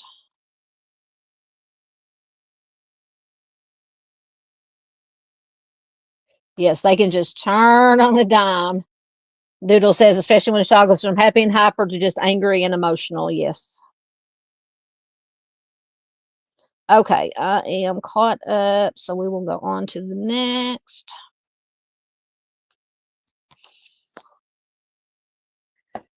All right. So these next two, Amanda, and then the next one are kind of go along together. So this is Amanda Dawn Gallion. Where's her? Where's she at? There she is. So Amanda has been missing since October 13th, 1997, from Gillette, Wyoming. She is a white female. She was just 14 years old. When she went missing, she would be 41 years old as of 2025. When she went missing, she was 5'2" tall, 100 pounds, with blonde hair and blue eyes. Her hair was dyed black, though, at the time of her disappearance. And it does not give a last known clothing that she was wearing. So Amanda was last seen walking to school during the morning hours of October 13th, 1997, in Gillette, Wyoming. She never arrived for classes that day and has not been heard from again. The school did not notify her parents that she was absent, and it wasn't until around 6 p.m. that her family realized that she had never made it to class. So Amanda had moved to the area just about 6 weeks prior to her disappearance. At the time, investigators believed that she had run away with her 20-year-old boyfriend, Patrick Garing. So when questioned about Amanda's disappearance, Patrick said that he had last seen her at around 7:15 a.m. The day that she vanished. And apparently, police believed that he was hiding her, knew where she was, helping her hide. But on October 19th, Patrick also disappeared. His vehicle was found abandoned on the wrong side of the road, facing the wrong direction, and he was never seen again. So Wyoming authorities reopened Amanda's investigation in 2000 after being contacted by Montana investigators. So this is another one that we've talked about before. Nathaniel Bar-Jonah was arrested that year for the 1996 abduction and presumed homicide of Zachary Ramsey. Now, this picture that I have up here is not Patrick. Can't even say this. Nathan Bar-Jonah, Nathaniel Bar-Jonah, somebody else. Authorities discovered unidentified bone fragments on Bar-Jonah's property during a search. They were compared to Amanda's DNA. Compared Amanda's DNA to the remains. Those fragments did not match Amanda, Zachary Ramsey, or Janice Pocket, who's a child who disappeared from Connecticut in 1973. So officials have also investigated the possibility that Bar-Jonah was involved in the 1978 Massachusetts disappearance of Andrew Amato. So Bar-Jonah, whose given name was David P. Brown, had a lengthy criminal history. He was convicted of essaying children in the past.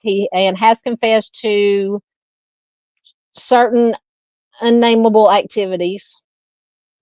He was scheduled to be tried for Zachary Ramsey's presumed homicide in 2002, but those charges were dismissed due to lack of evidence. So, Zachary Ramsey's remains have never been located. Nathaniel Bargiano was never charged in connection with Amanda's case. It is unknown if he was involved. Apparently, he passed away of a blood clot in a Montana prison in April of 2008 at the age of 51. So in January of 2007, James Strahl, who that smaller picture on the slide, that is James Strahl, an accused unaliver from South Dakota, allegedly confessed to Amanda's homicide. He was in jail awaiting trial in connection with the 1998 death of another man, William O'Hare, when one of his cellmates, I'm going to mispronounce this, Aloysius Blackcrow, stated that Strahl had bragged about taking the life of Amanda. So Strahl allegedly stated that he picked up Amanda hitchhiking after she ran away from home and essayed and took her life after she resisted his advances. He said he was under the influence of substances at the time of the homicide. His employment records indicate that he was absent from work around the time of Amanda's disappearance. Strahl, however, maintains his innocence in her case and stated that he never confessed anything to anybody about her disappearance and that Blackcrow's story was a lie. So Blackcrow testified against Strahl at his trial for O'Hare's, William O'Hare's homicide, although he was not allowed to mention anything about Amanda's case. Strahl was convicted in September of 2007. He was sentenced to life in prison, but his conviction was overturned because of the false testimony given by Blackcrow in another case. So in early 2006, Blackcrow told investigators that one of his other cellmates, David Lycan, had admitted to taking the life of Pamela Jackson and Cheryl Miller. They were 17-year-old girls who disappeared together from South Dakota in 1971. So Blackcrow said that he had obtained a tape confession from Lycan, who was charged with taking the lives of both girls in July of 2007.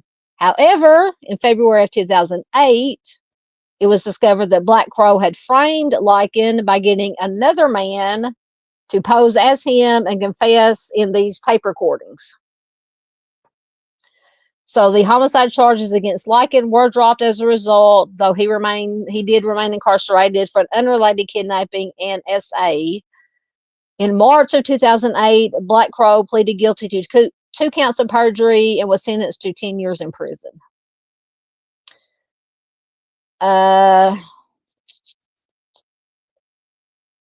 So going back to the Pamela Jackson and Cheryl Miller case, in 2013, authorities found Jackson and Miller's vehicle submerged in Brule Creek. Their bodies were inside, so they believed that the young woman did not meet with foul play, and instead it was just an accident. They drove into the water and drowned, and it laid there undiscovered for 42 years until it was discovered. So in May of 2010, shortly before he was scheduled to be tried a second time for O'Hare's homicide, Strahl reached an agreement with prosecutors. He pleaded no contest to grand theft and manslaughter. He was sentenced to 35 years in prison. And he also agreed to take a polygraph about his alleged involvement in Amanda's disappearance.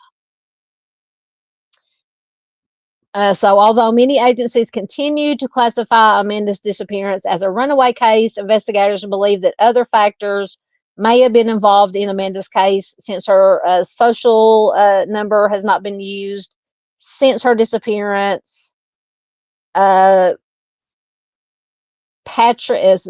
I can't keep up with all the names. Patrick Garing's social has not been used either, indicating that neither of them have gotten jobs, gotten credit cards, or driver's license. Amanda enjoyed playing the violin and singing country and western music in 1997, and her case remains open and unsolved. So that is Amanda. So, and I don't think I was, and I've got an article that I'm going to read. I'm going to go over Patrick's information, and then I've got one article that I found that kind of covered both of their cases. And I don't know if it mentioned, because it said Straw was going to, he agreed to take a polygraph about his alleged involvement in Amanda's disappearance, and I don't know if it, I can't remember if it says anything about whether if he took the polygraph test, if he passed it and failed it. But if you have any information, you can call the Gillette Police Department at 307-682-5155. All right, so that was Amanda. Oh, I got to go back to the right tab. All right, so let me get Patrick's information.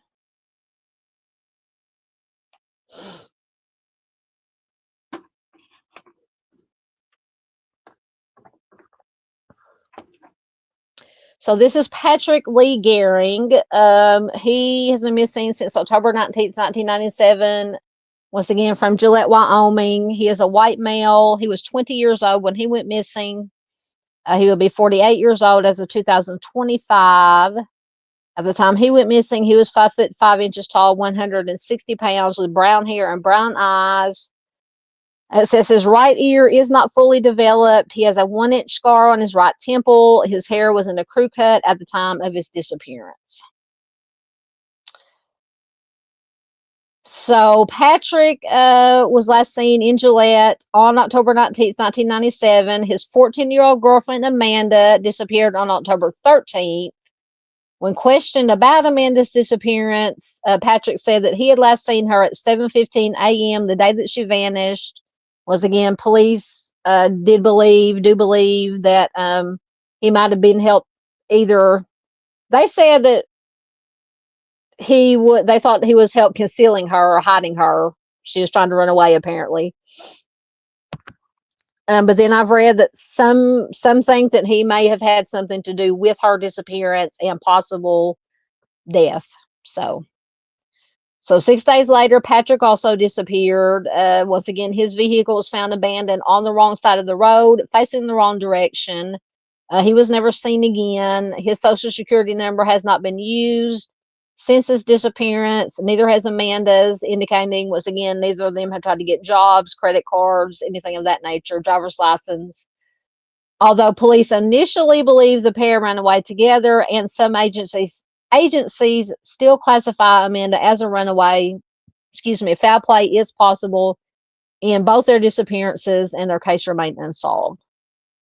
So if you have any information on Patrick's case, you can call the Campbell County Sheriff's Office at 307-682-7271.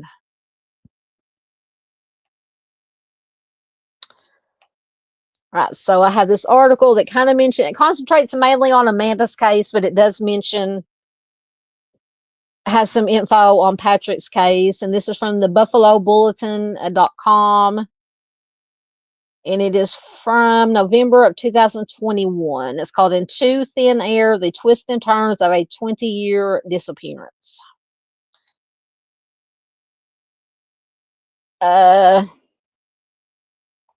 So it says, oftentimes they're right, at least for that first year or so.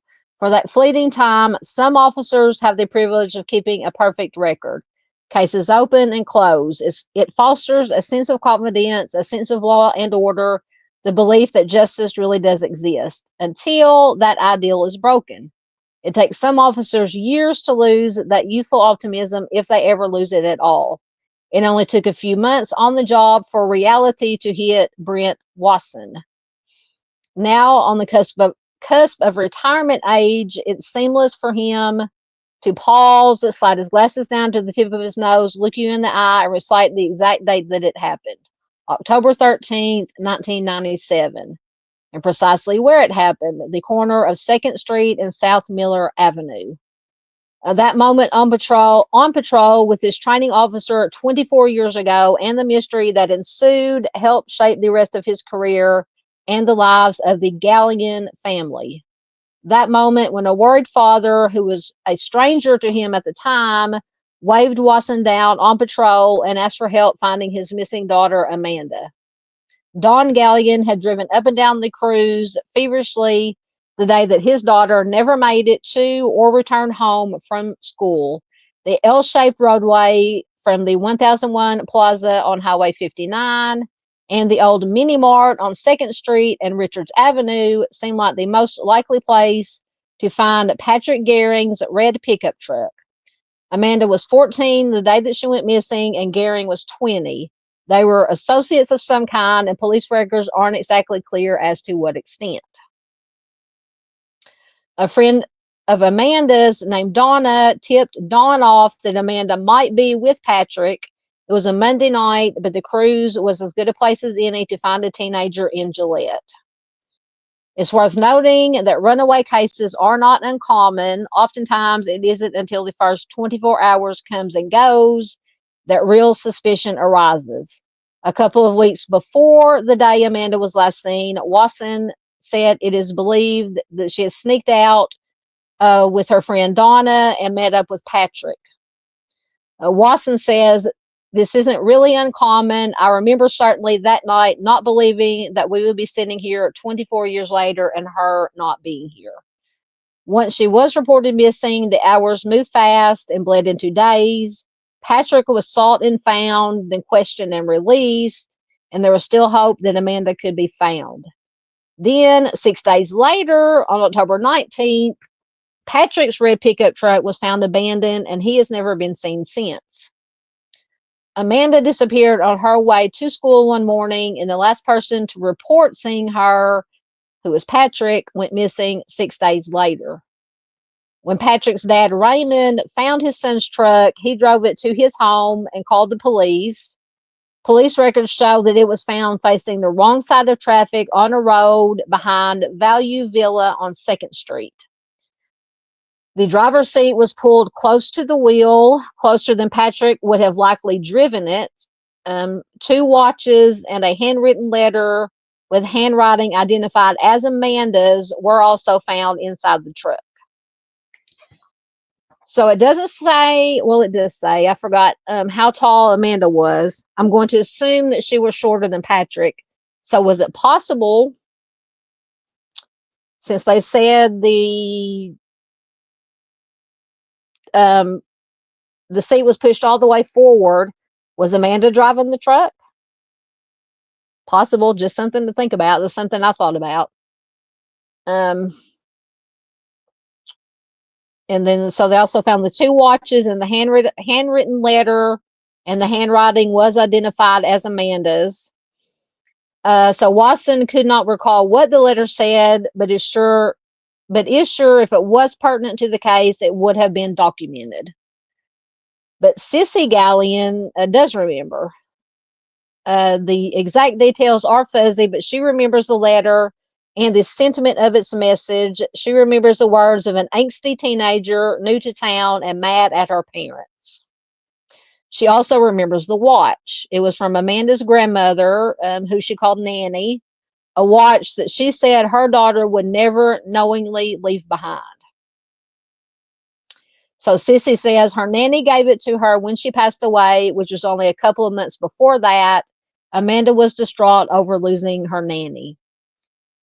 Memory is a strange thing. It's everything and also nothing. Everything we've seen, heard, known, and forgotten is a function of memory. Then again, some say memories are stories that we tell ourselves. We all trust our own narration and question everyone else's, which is why when it really matters, we rely upon documents. But in a case like Amanda's, the documents serve as dots with reason, thought, and memory, the lines that connect them. So more than 20 years later, the dots on their own leave a lot of questions. The memories left to connect the dots aren't what they once were.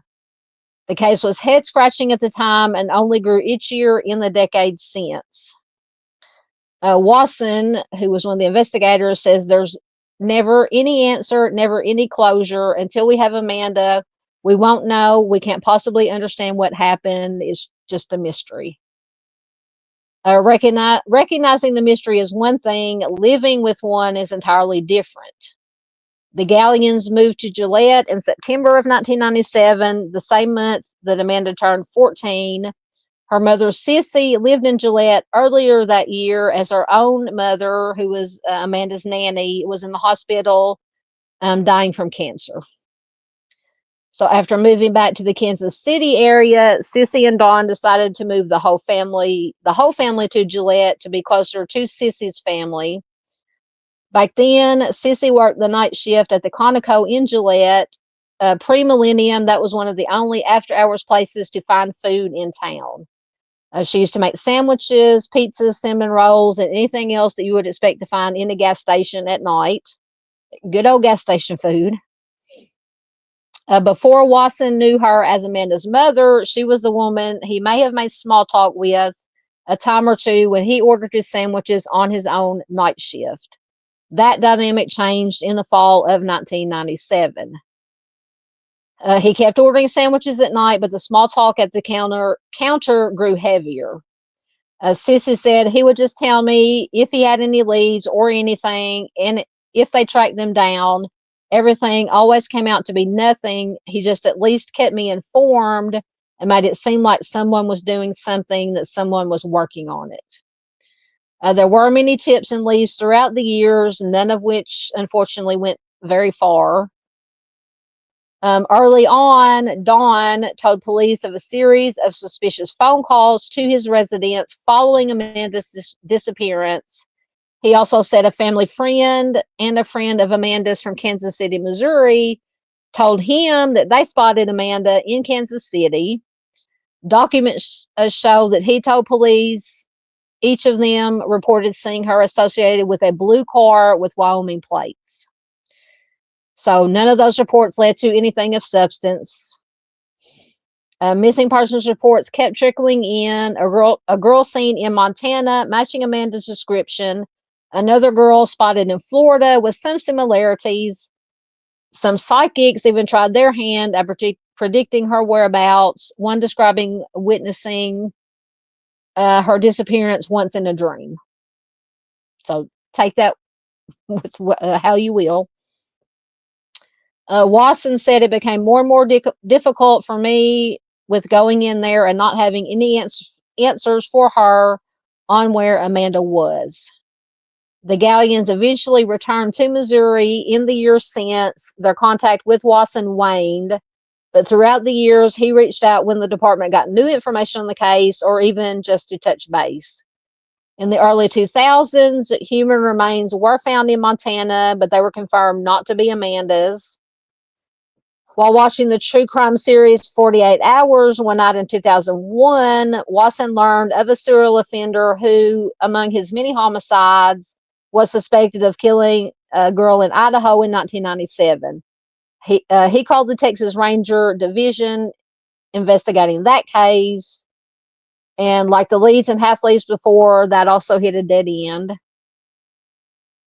As the years passed, Amanda's case stayed on his mind. National headlines would crop up. And Wasson often read the reports through the lens of whether Amanda could possibly be involved. When the West Mesa homicides were discovered in New Mexico in 2009, he reached out to the Gallions for a more precise description of the jewelry that Amanda may have been wearing at the time of her disappearance. He then scanned through images of personal belongings found with the 11 buried women, but he did not find a match. The dating game offender, Rodney Alcala, is suspected of as many as 130 homicides throughout the country, including one in Sweetwater County. He was convicted of five homicides in California and later charged in Wyoming for the 1978 homicide of Christine Ruth Thornton, who was 28 and pregnant at the time. So after talking with an FBI investigator on the Alcala case, Wasson said the timeline did not match up with Amanda's disappearance. Time continued to pass, and the disappearance of both Amanda and Patrick remained open and cold.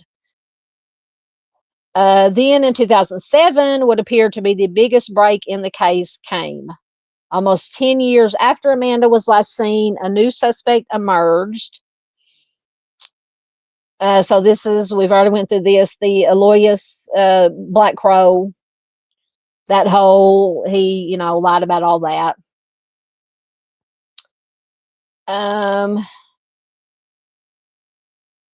So he was a man incarcerated in South Dakota. He told the authorities, and a man on trial for homicide, James Straw, said that he was responsible for Amanda's disappearance and death.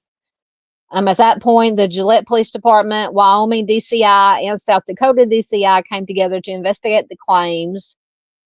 Black Crow said Straw told him that Amanda's body was in the body of Keyhole Reservoir, about halfway between Gillette and South Dakota.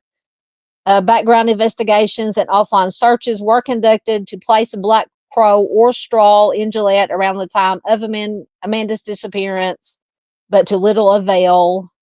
Eventually, a search and rescue team used side scan sonar to sweep the lake. Some vehicles and snowmobiles are found, no sign of Amanda. Then what seemed like a big break broke. Watson says information surfaced that challenged the credibility of our witness. So that's when Black Crow was lying. Watson says there could be some truth to it. We have nowhere to go. So early on, a distinction was drawn in the cases of Amanda and Patrick. The Gallians lived in the city of Gillette, which is police jurisdiction. Patrick, on the other hand, lived in the county, which put his case in the hands of Campbell County Sheriff's Office. Sheriff's Office investigator Josh Dedick took over the Garing case when he became an investigator about one year ago when this article was written. In the more than 2 decades since Patrick disappeared, multiple investigators have been assigned to the case, which is not uncommon. Fresh eyes can spot details that may have been missed. Similarly, in Amanda's case, multiple detectives and officers worked parts of that case. Watson was new to the department at the time. He is the first to tell you what a collaborative effort the investigation has been. He may be the one still in touch with the Gallians, but he's probably not the only officer to still care about Amanda's case. Watson may have been new on the job in 1997, but Dedick was only 11 years old. However, there is something about a new set of eyes that can freshen up an old case. Dedick inherited Patrick's case when he was promoted to investigator. There can be a systematic approach to combing through old cases. He described reading and thinking through the case file notes multiple times from multiple perspectives. In one scenario, Patrick ran away. In another, something nefarious happened. So on and so forth, as we go through possibilities. Dedick said, in terms of me, at this point, 2 decades later, as the third or fourth investigator on it, I guess I've got to keep a pretty broad perspective on these old cases, especially not having firsthand interviews. I can read the interview, but that's different than having lived it and asked the questions and answered the questions. In broad strokes, the Sheriff's Office investigation into Patrick is similar to the search for Amanda. Witnesses were contacted, hypotheses were formed, and ultimately nothing came of it. Rinse and repeat for the rest of the next investigator in line.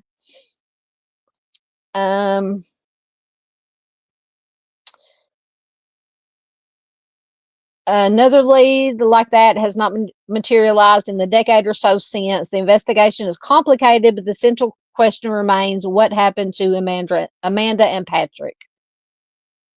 There were multiple theories and endless possibilities as to what happened to Amanda and Patrick, as well as to what extent their cases could be related. Many of those theories have been reduced to speculation. With time, any answers only led to more questions. The truth is, no one who investigated the case at the time has any better idea of what happened to them now than they did then. So basically, it's still, nobody knows. Watson says, I think we did the best we could. Obviously, for some unknown reason, Amanda's not here. I wish we knew what it was and hope that we do find out someday what it was, but we know nothing. There's a lot of speculation, and it is just that, and that's all it is. So Cindy and Dawn are convinced that Patrick was involved with Amanda's initial disappearance, but are as unsure as everyone else about exactly what happened after their daughter left for school that October morning. Sissy recalls Amanda left for school that day but packed for a trip. So apparently she took a lot of stuff with her. So Sissy recalls a big black trash bag slung over Amanda's shoulder and personal belongings missing from her closet. In the short time they lived in Gillette, Dawn and Sissy did not approve of Amanda spending time with Patrick. Sissy says, I knew he was trying to date Amanda, and her dad flat out told him to stay away from her. So Sissy said Amanda snuck out to be with him on more than one occasion before disappearing. Sissy says they could not keep them apart. So on one occasion, after Amanda went missing, Dawn said he confronted a group of teenagers he suspected had information on his daughter's disappearance. And in that case, he pulled out a firearm, shot a tire out of one of the cars. He said to hold them for police to question them. He also said that he was arrested for the firearm, but that the case was eventually thrown out. Says there is no prescribed manner in which to act when your daughter vanishes, but no, I would not suggest taking a firearm and shooting out tires of teenagers. But once again, I'm not in his shoes. Frustration is the least of it. The Gallians are still living through the impact from whatever happened on October 13th, 1997. Ooh, this is a long article. Almost done. On some level, they have hope that Amanda will return home and walk through their door one day, like the last 2 decades were one long day of school, but they will settle for just any kind of closure at all, any kind of information. Sissy says, I just wish we could find out one way or another what happened. In the years since Dawn and Officer Watson first crossed paths on the corner of 2nd Street and South Miller Avenue, many officers have joined the force and many officers have retired. Some of them hang up the badge with that one case they still wish to solve. Officer Watson says, this would certainly be that case for me. It's carried on the length of my career. I took the original report and have had contact with her family. I would love to see Amanda's parents get answers, get closure. I would love to see them reunited with their daughter. Unlike the young, wide-eyed officers they may have once been, not all get to retire believing they can still close every case. It's hard to picture Officer Watson ever being the wide-eyed type. He's a realist. Even today, he is reluctant to share his history or his story about Amanda's disappearance, and for good reason. It's a complicated story and one that deserves to be told right. Also, it's not his story. It's a story of a lost child and lost innocence. It's a story of lost time and hope, diminishing hope, but hope. It is Amanda's story, but it's still Watson's case, and it is still open. So I know that was a very long article, but just lots of good information. Like I said, I always like to get the perspective, find articles to get the perspective of parents, law enforcement, detectives who have worked on the cases. So I don't know. So do you guys think that the two disappearances are connected? Did they run off together and they're out there somewhere, best case scenario, living their best life today? Or do you think something nefarious could have happened to one or both of them? Or if one could have done something to the other one? There's just so many possibilities in this case. Let me get down in your comments. Ooh, I need a big drink after reading all that.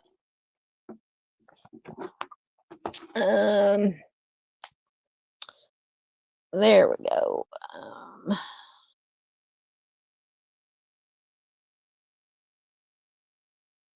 Okay, there's where I left off at. Yeah, going back to kids, to the other Justin's case, Julia said it is horrible to see kids go through so many medicines that don't work. Absolutely.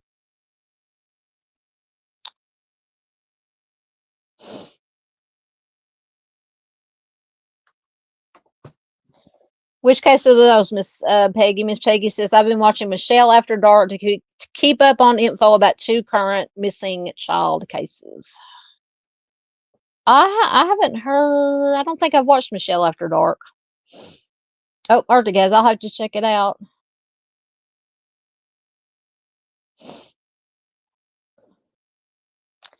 You talking about these 2 cases, Miss Paula, Amanda's, and Patrick's? I don't know. I mean, I don't believe in many coincidences. I mean, I think their disappearances are connected. Like I said, best case scenario, they ran away together. They've been living their best life all these years. But it's still, what gets me is they found his truck. The seat was pulled all the way to forward. Now he was, since I'm back here, let me make it bigger so I can read it. So he was 5'5", so that's really not too tall for a male. She was 5'2". But they said that Patrick did not drive really with the seat of his truck pulled all the way forward.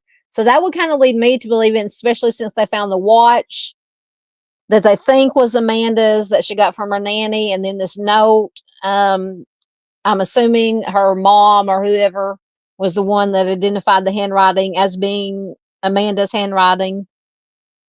That just makes me think she was driving the truck. I don't know. Like, that's just my opinion.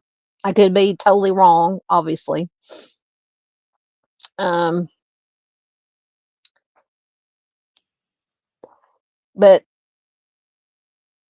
I mean, where would they go if they were both together? Why was she? If she was driving, I just don't know. It's very confusing. I mean, I usually kind of get a grasp on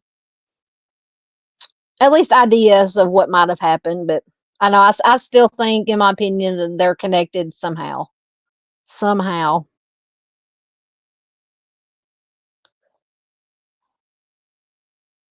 JP's back. Oh, he says break time. Are you working again, JP?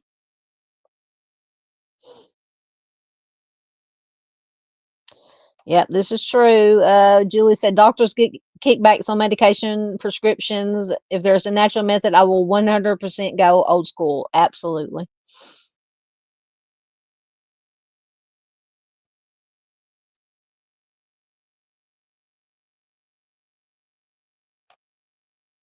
You talking about the truck, Patrick's truck? JP says there's something up with the parking job. Yeah, said it was facing into oncoming traffic on the wrong side of the road.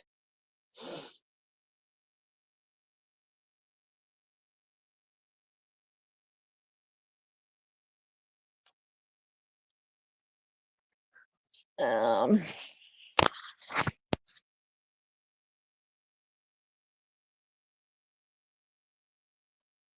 is who still alive, Miss Paula?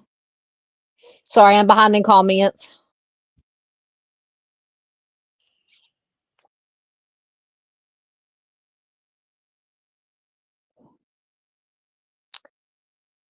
Um,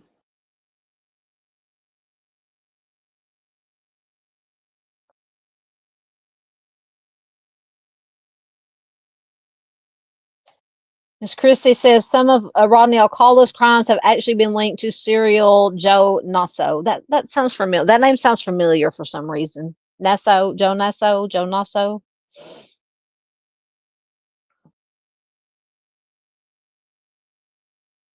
Thank you, Arctic. He's probably passed out by now.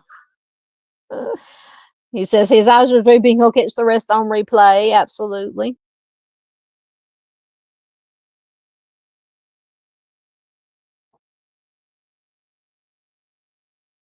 Julie says she likes to read or hear the actual articles and documentation. Oh, okay. Miss Peggy says she's been watching, was it Michelle After Dark, the Emmanuel Harrow case, and oh yeah. I need to get caught up on the Lily and Jack Sullivan. I haven't watched anything on them, any updates on them. Yeah, Rodnell Calla was the dating show offender. All right, I think we have one more and we will be done.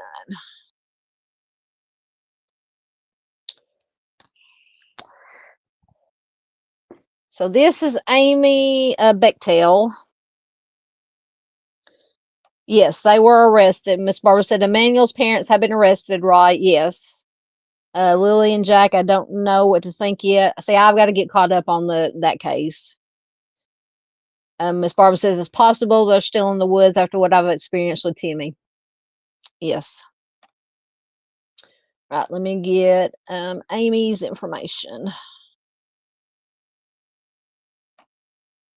And I think this case did get a fair amount of attention because there's actually a Wikipedia entry on her case.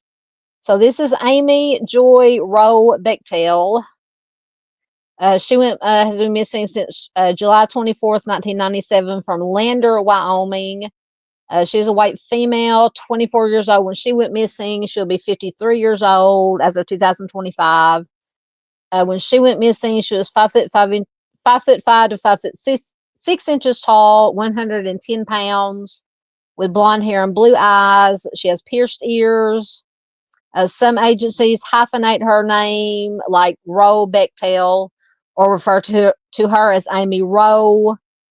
Her hair was shoulder length at the time of her disappearance. She wears size 8 shoes and gas permeable contact lenses. What are gas permeable contact lenses?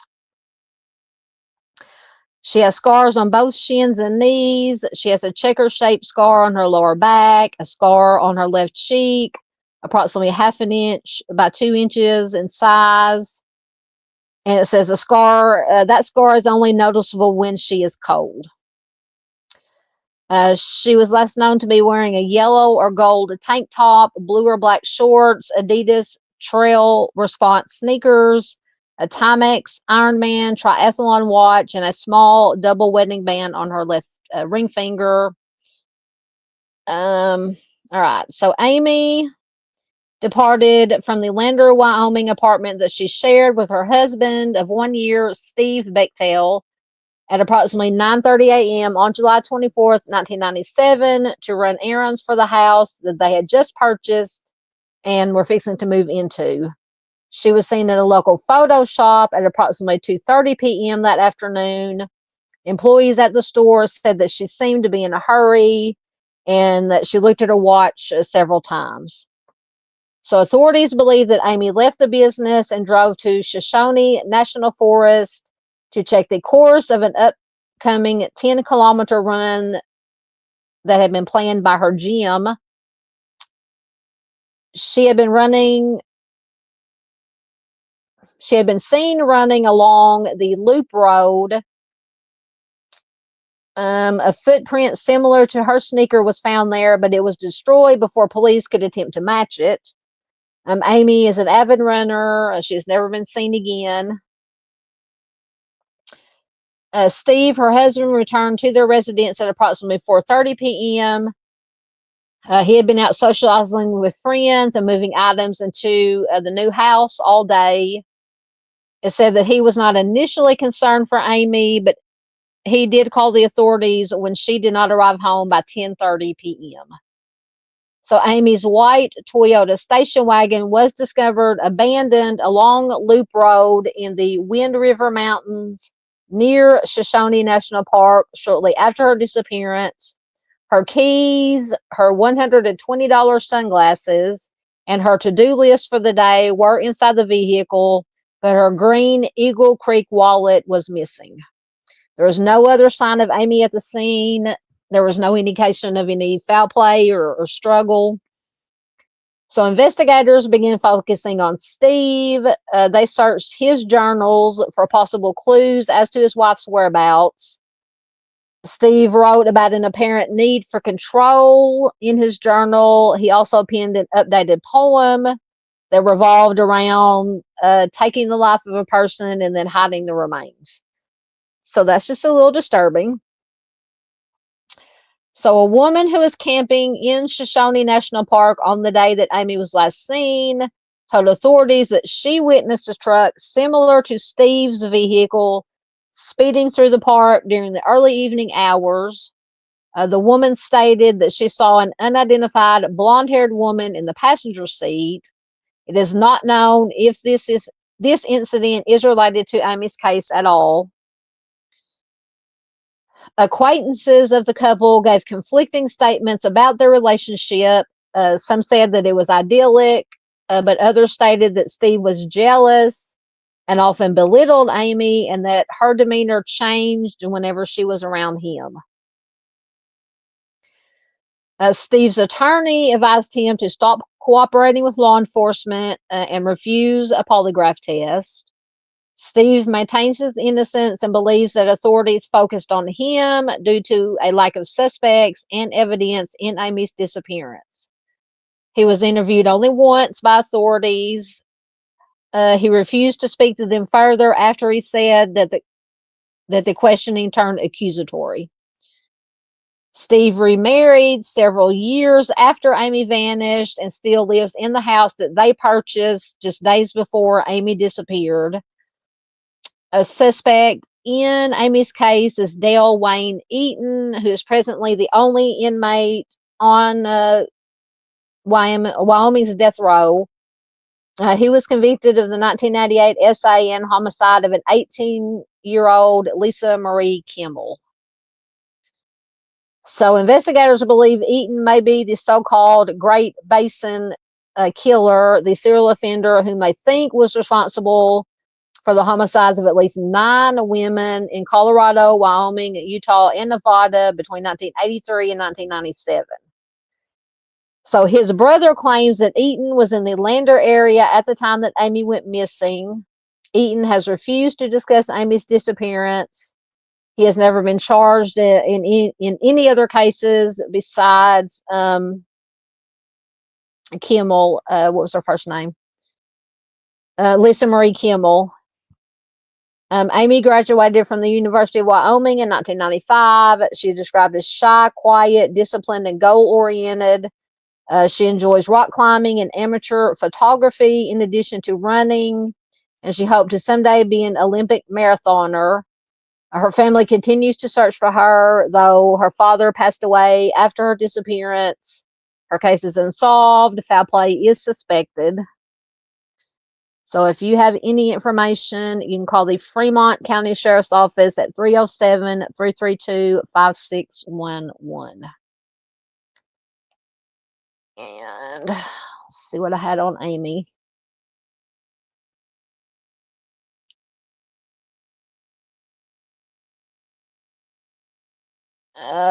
So this is from the cowboystatedaily.com.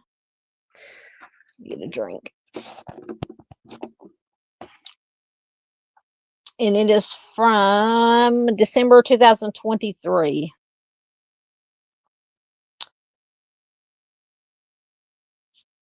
So the story, this story doesn't make the rounds much anymore. There was a time in the late 1990s when you couldn't get away from it. The unsolved disappearance of Amy Wroe Bechtel in 1997 remains one of the more baffling cases in U.S. history. The massive search launched when she vanished. When she vanished was like no other in Wyoming then or since. It was a hunt so exhaustive, even the Russians were asked to assist. The young, fit athlete went jogging in the Shoshone National Forest, and not a trace of her was ever found. Posters, flyers, and signs went up everywhere for years. There were 2 dedicated websites and an 800 number hotline monitored 24/7. A grieving husband spearheaded efforts to find his missing newlywed bride, even after he was considered the prime suspect. Meanwhile, as the years would unravel, a better suspect was believed to be camping nearby in the area that Amy went missing. He was a man so heinous that he was the only inmate on Wyoming's death row up until a year ago, a monster who fits every profile of a serial offender. Was Amy one of his victims? Did the husband do it? Or is she still alive today and unable or unwilling to show herself? Or was it an accident?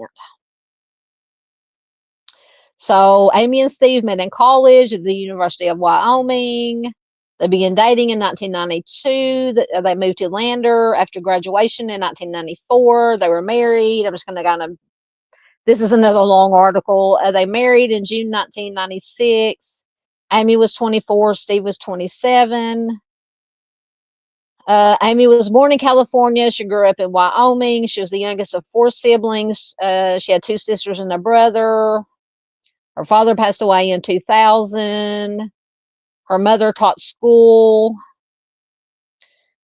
Steve was born in Casper. So among other things, Amy was primarily a runner, not particularly gifted in high school, but a late bloomer perhaps. She captained the UW cross country and track teams. Since high school, Steve has been infatuated with rock climbing. On July 24th, 1997, the day Amy disappeared, the couple was living in a cozy cottage at 9 Lucky Lane, one of 10 on the secluded hipster block that came to be known locally as Climbers Row. They were renting the place from their neighbor, blah, blah, blah.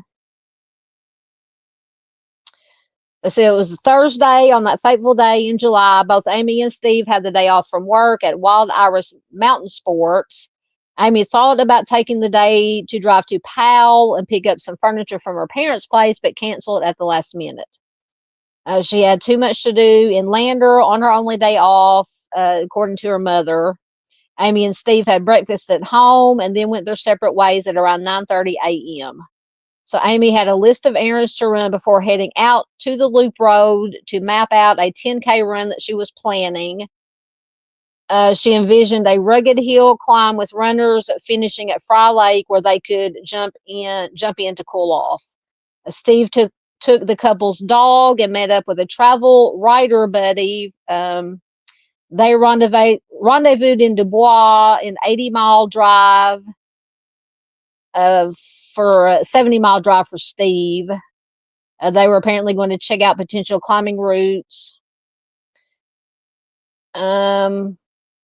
So Amy taught a 90-minute youth weightlifting class at the Wind River Fitness Center, where the owner described her. She said she was in a good mood, nothing out of the ordinary. She then made a few phone calls in preparation to move into the home that they had bought just days before. A little after 2 p.m., Amy paid a visit to Camera Connection on Main Street in Lander. The owner made no unusual observation of Amy other than to know that she wore a jogging outfit, a yellow shirt, black shorts, and running shoes. So the owner then sent Amy upstairs to a portrait studio to see about framing some photos that she was entering in a contest. He remembers her, Amy, glancing at her watch during a brief encounter, again, nothing unusual. She left around 2:30 p.m., and that was the last confirmed sighting of Amy. So Steve returned home around 4:30 p.m. He guessed it was a little earlier than he expected. This climbing route didn't pan out. It began to rain, so he and the fellow he was with packed up. Phone records confirmed that Steve made a call from the couple's cottage at 4:43 p.m. So Steve would later tell investigators he was not immediately worried about Amy. They were not in the habit of leaving notes for each other. Neither of them owned a cell phone. At around 8:15 p.m., Steve had dinner with the Skinners, who also lived in the complex. By then, he was definitely becoming concerned. The Skinners invited Steve to an 8:45 showing of Con Air. I remember that movie. I like that movie. Anyway, but Steve said that he was too worried about Amy for a movie and he wanted to be at home. So years later, Bechtel would grant a rare interview with Runner's World when he recalled that night. So Steve told writer John Billman in 2016, quote, "It was funny. I got home from climbing. It's just a normal day. I got unpacked. I fed the dog or whatever. Then I started wondering, where is she? I make some calls. I drive around a little bit. It gets to be like 8 p.m., 9 p.m., 10 p.m. That anxiety builds up. You're just worried. I hope she didn't break her ankle. I hope she didn't run out of gas. These normal things. You're like, this sucks, but you're not going, I hope my wife wasn't grabbed by some psychopathic serial offender," end quote. So Steve called Amy's parents around 10 p.m. to see if maybe she did end up driving there on a whim. He also tried the local hospital, to no avail. At around 10:45 p.m., Steve made a call to the Fremont County Sheriff's Office and reported Amy missing. 2 deputies were dispatched to the home, and preparations were made to get search and rescue on it first thing in the morning. So when the Skinners returned home from the movies around 11 p.m., they volunteered to drive around places that Amy may have gone running off Loop Road, which is a 30-mile back road through Shoshone National Forest connecting Sinks Canyon Road with Lewis Lake Road. So sometime around 1 a.m., after an hour of driving, the Skinners found Amy's white Toyota Tercel station wagon parked at a turnoff for Burnt Gulch. The car was unlocked, which is not unusual for Amy, or many Wyoming residents at the time. The keys were found on the passenger seat under Amy's to-do list, with 4 of his 13 items checked off right next to her sunglasses. So the only thing unusual was Amy's green Eagle Creek wallet. It was not in the car. It was never found, and they say she never took it with her when she went running. Todd called Steve from his cell phone, telling him that he found Amy's car. Steve grabbed a friend, some lanterns, and a sleeping bag and took off for Burnt Gulch. So they searched all night. Several friends also arrived before dawn to help. They were joined by the official search party early on the morning of July 25th. By the weekend, more than 200 searchers, most of them well-trained professionals, scoured the area. The search mission began with an intense scouring of the 5-mile radius around Amy's vehicle. A day later, that expanded to a 20-mile radius, then a 30-mile radius on day 3, with 300 people assisting in the effort. Lead investigator Dave King of the Fremont County Sheriff's Office told media outlets at the time, "We know what we're doing. We have 50 activations a year. We have specialists in steep angle searches, swift water searches, cave rescues. We have trackers, air spotters, cadaver dogs, which supposedly can catch scents even underwater." So for the first 5 days, the search included multi-jurisdiction search and rescue teams with tracking dogs, horseback, ATVs, dirt bikes, foot, everything. The National Guard was called in. Civil Air Patrol provided fixed-wing aircraft and helicopters, outfitted with infrared heat-seeking technology. So they had everything in the kitchen sink. So if Amy was lost or hurt, she would have been found.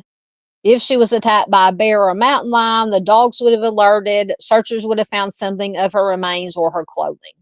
So after 5 fruitless days, investigators began to suspect foul play. And after 8 days, the search was called off.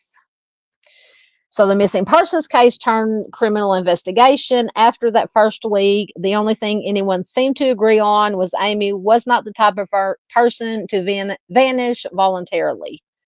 So that ruled out runaway or self-harm.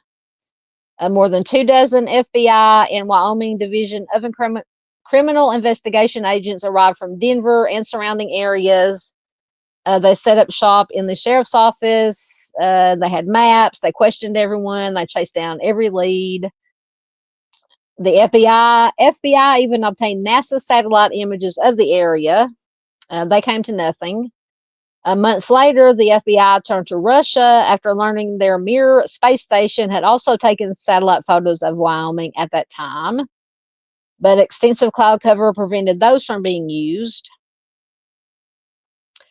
Specially trained scent dogs followed one trail, then backtracked. A footprint believed to be Amy's was eventually lost in the efforts. It had been trampled by searchers. Other potential evidence was also compromised in early blunders when volunteer searchers believed that they were simply looking for just a lost hiker. So Sergeant John Zerga, who decades later took over the cold case, admitted that mistakes were made.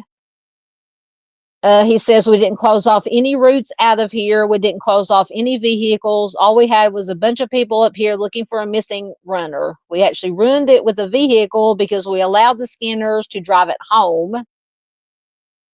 The investigation was not good for at least the first 3 days. There was a lot of stuff that was lost. You don't say. So lead investigator King may have been in over his head as well. He had just been promoted to detective from county jailer. He joined the search days late because he was away on a horsepacking trip at the time of Amy's disappearance. So King handed off the case to Detective Sergeant Roger Rizzer after 2 months and focused on his campaign to become sheriff. So King would later resign that position November 3rd of 2000, and he was subsequently convicted of substance use and stealing substances from the department's evidence room. Wow. So both King and Reiser zeroed in on one suspect from the beginning, the husband. Reiser told the Billings Gazette, if a man's wife disappears mysteriously, you don't clam up, you don't refuse to cooperate with the cops. So Steve's alibi appeared Loctite. Leitner, I think that was a friend that went to check out this climbing trail with him, vouched for him. He said they were together in Dubois most of the day. Leitner recalled stopping at a store in Dubois and buying a hammer. Records did show the purchase, though the shop owner did not recall either man. In fact, no third-party verification placing the two in Dubois has ever been made. It would seem unlikely that Leitner would lie for his friend, though. In later interviews, Leitner admitted to a falling out with Steve, adding that he actually got along better with Amy. So detectives also could not verify the phone call to the hospital that night and had other minor timeline discrepancies. So all the while, however, Steve was leading search groups, helping put up posters of his missing wife, and willfully participating in investigators' interviews. According to Steve, he was interviewed 4 times. So the investigation hit a wall on August 5th when an FBI agent named Rick McCullough attempted to strong-arm Steve, which they say is a common interrogation tactic, actually coming out and accusing him of taking the life of Amy. He said that he had evidence linking him to the crime, which this is also a tactic that is legal to use by law enforcement. Steve figured that he was bluffing, but it freaked him out enough to lawyer up. So Steve hired Wyoming lawyer Kent Spence, son of famed attorney Jerry Spence. The Spence law firm advises all of its clients to refuse a polygraph because they are unreliable, inadmissible in court, and prone to false positives, which is true. Steve was quoted as saying, the polygraph is like one of those monkey traps. Anybody who needs me to take that test, I don't need them in my life. So when Steve would not submit to a lie detector test, it was a red flag for Amy's brother, Nels, who has to this day pressed him to take one. A search warrant was obtained in early August. The Bechtel's place was thoroughly searched along with Steve's pickup. Cadaver dogs got nothing. Luminol test came back negative. Investigators found no incriminating evidence whatsoever, but the search did turn up suspicious old journals in which Steve had written some dark poetry concerning power, death, and killing. Steve claimed that they were written as song lyrics when he was in a punk band in high school, long before he ever met Amy. So it's possible. Steve quickly became a polarizing force. Townies and Amy's family were suspicious of him. He came off as cocky. He hired this high-profile lawyer. His refusal to grant further interviews with investigators is still a red flag for some. On the flip side, the NOLS crowd and other fitness hipsters in Steve's circle were quicker to come to his defense. No way he could have done something to hurt Amy, according to them. Marital problems. No one other than Nels, who was Amy's brother, said that was possible or saw that as a reality. Skinner, who was a close friend, a landlord, and a boss, said they were the sweetest couple I ever ran across. So then we get to the Delwayne Eaton. So Steve said all along the cycloptic focus on him as the sole suspect hampered what could have been a more effective investigation. Zerga, who picked up the cold case in 2010, did not disagree. The dogged pursuit of Steve by King and Reiser likely blinded them to other crucial evidence pointing toward the worst serial offender in Wyoming history. So in 1997, Delwayne Eaton was not yet fully on law enforcement's radar. His first brush with authorities would not happen until just months after Amy's disappearance, when he was convicted of attempting to kidnap a family that had broken down on an isolated highway in the Red Desert. So Eaton's brother Richard reached out to Fremont County detectives during this time and suggested Dale may have been involved with Amy's case. He told authorities that he and his brother would often hunt and fish in the Burnt Gulch area where Amy's car was found, and he thought Dale was camping there in the summer of 1997. So in retrospect, Zerga said the information should have been followed up on. Well, yeah. He said few people camped there or even know of that area. But the tip was basically ignored. Authorities believe that Richard Eaton was more motivated by the $100,000 reward than actual justice. Plus, they were convinced that they had their man with Steve. Zerga told the Casper Star Tribune in 2013, "I think our detectives who were working the case were so adamant that it was Steve that they were not looking in any other directions." So after spending a mere 99 days in jail for the attempted kidnapping, Eaton was eventually arrested again near Dubois on July 30th, 1998, after violating parole. While being held, Eaton took the life of his cellmate in a fit of rage, facing manslaughter charges for that. Authorities learned something even more gruesome about the convict. So DNA samples taken from Eaton would link him with the 1988 cold case SA and homicide of Lisa Marie Kimball. An ensuing search of his property in Moneta turned up Kimball's buried car, as well as women's clothing and purses, and numerous newspaper reports about other homicide victims and missing women. So Steve asked the Natrona County Sheriff's Office if he might see some of those items in case there was anything he might recognize as belonging to Amy. Apparently, he was denied that. So some authorities say Eaton may indeed be the Great Basin serial offender, a madman believed responsible for the homicides of at least 9 women in Colorado, Wyoming, Utah, and Nevada between 1983 and 1997.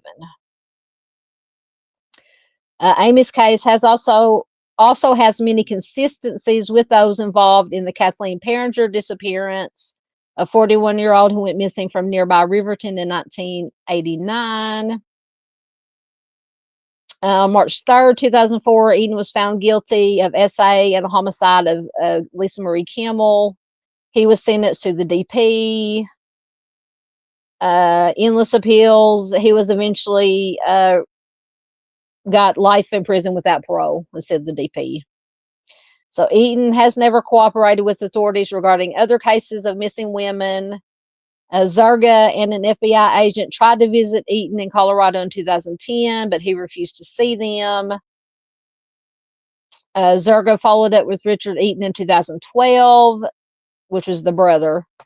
The brother reiterated his conviction that Dale Eaton was camping in the area that Amy vanished from at around that time. So Zerga went back to the Dale Eaton in 2013. It was a short meeting, Zerga said. Eaton cursed him and told him where he could go. So when just a word, even from a hardened offender, could have set a family free, Eaton gave nothing. Detective Zerga seems more and more convinced these days that it was Eaton who had something to do with Amy's disappearance, rummaging through cold cases, working with FBI agents involved in the Kimmel killing, and speaking with Eaton's family members have all led Zerga down the same path. He told reporters in 2013, there's good reason to believe Dale was involved with this. So in the early weeks, months, and years of the investigation, numerous false leads poured in, from crackpots to psychic readings that never panned out to mistaken eyewitnesses. Nothing ever came of a report of gunfire on the night of July 24th at Lewis Lake, which was 8 miles from Burnt Gulch, and a voice yelling, "Come on, do it." Abandoned mines, caves, and crumbling homestead cabins were checked on the advice of psychics who saw Amy being held there. Divers checked the waters of Popo Aggie, or Aggie, as it disappears into Sinks Canyon. On August 2nd, an unidentified woman called to say she saw a light blue pickup, which she thought was Steve's, speeding through a campground on Loop Road with a blonde woman inside around 5 p.m. on July 24th. Months later, there are possible sightings of Amy in Salt Lake, Florida, New Mexico, Colorado. All came to nothing.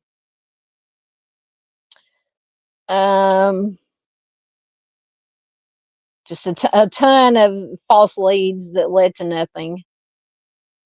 The more reliable clues and tips came from a few eyewitness accounts that seemed to confirm Amy did at least drive her car to where it was found and probably got out and began jogging. So investigators discovered at the bottom of the to-do list found in Amy's car a milepost description of landmarks that she had jotted down while referring to her odometer along the first section of the proposed route of the 10K race. That would indicate that Amy was driving her car and not abducted at that point. Investigator Reiser and the FBI followed up on stalker angles, checking on men in Amy's past that were obsessed with her.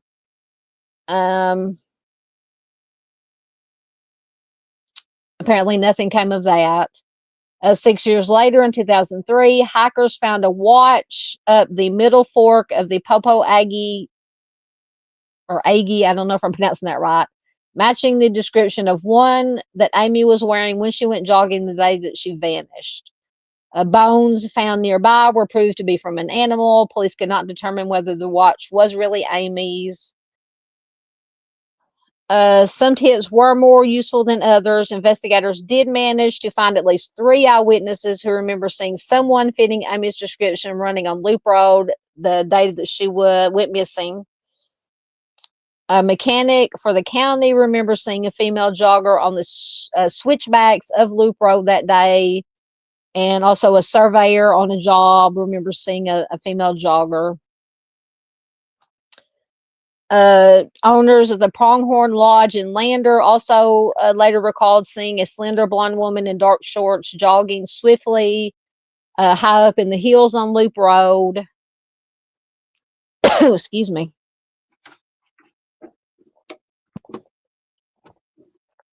So Amy's story was featured in the New York Times, People Magazine, Runner's World. They failed to produce anything of value. More than 270,000 missing posters were sent to the obvious locations in 40 states. 24-hour hotline was established.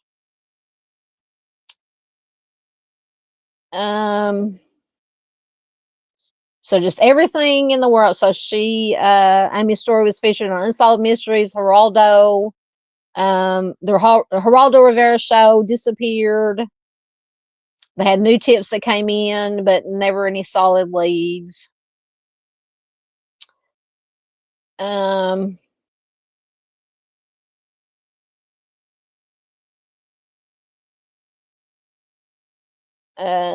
Just trying to get through. So in this day and age, with webcams, cell phones, and other technology, it is difficult for someone to just vanish, but that is exactly what Amy Bechtel did in 1997. For her family and friends, the worst thing is not knowing. Absolutely. It's one thing to take a life. Offenders like Dale Wayne Eaton do that. It's another thing to take a death.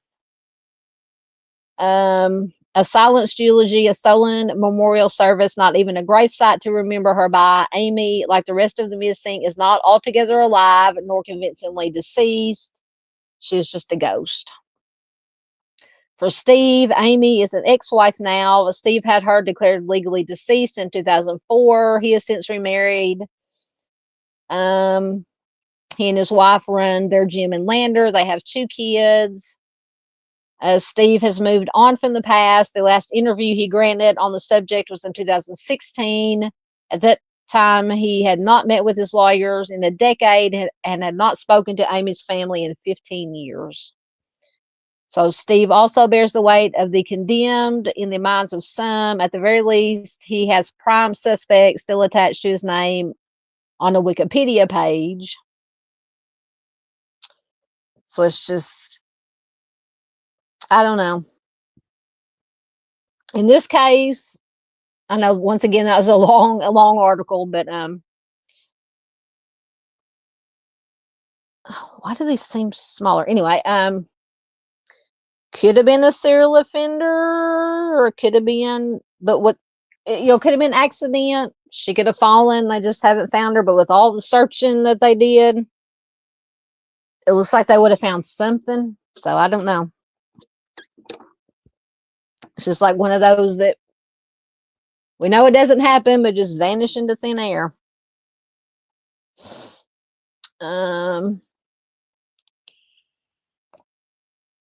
Thank you, Julie. She's probably long in bed. Let's see, I'm a little bit behind. She had a great show tonight. I'm ready to go to bed. Happy Labor Day, everyone. Thank you so much, Julie's.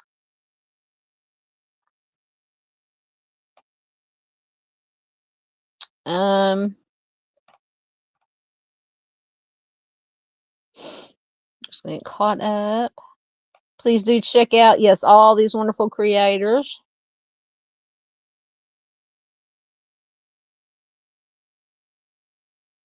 Oh, Miss PJ says she's finishing her son's laundry. He goes back to the dorm tomorrow.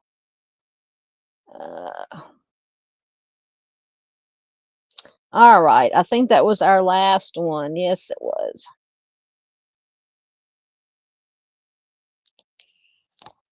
All right.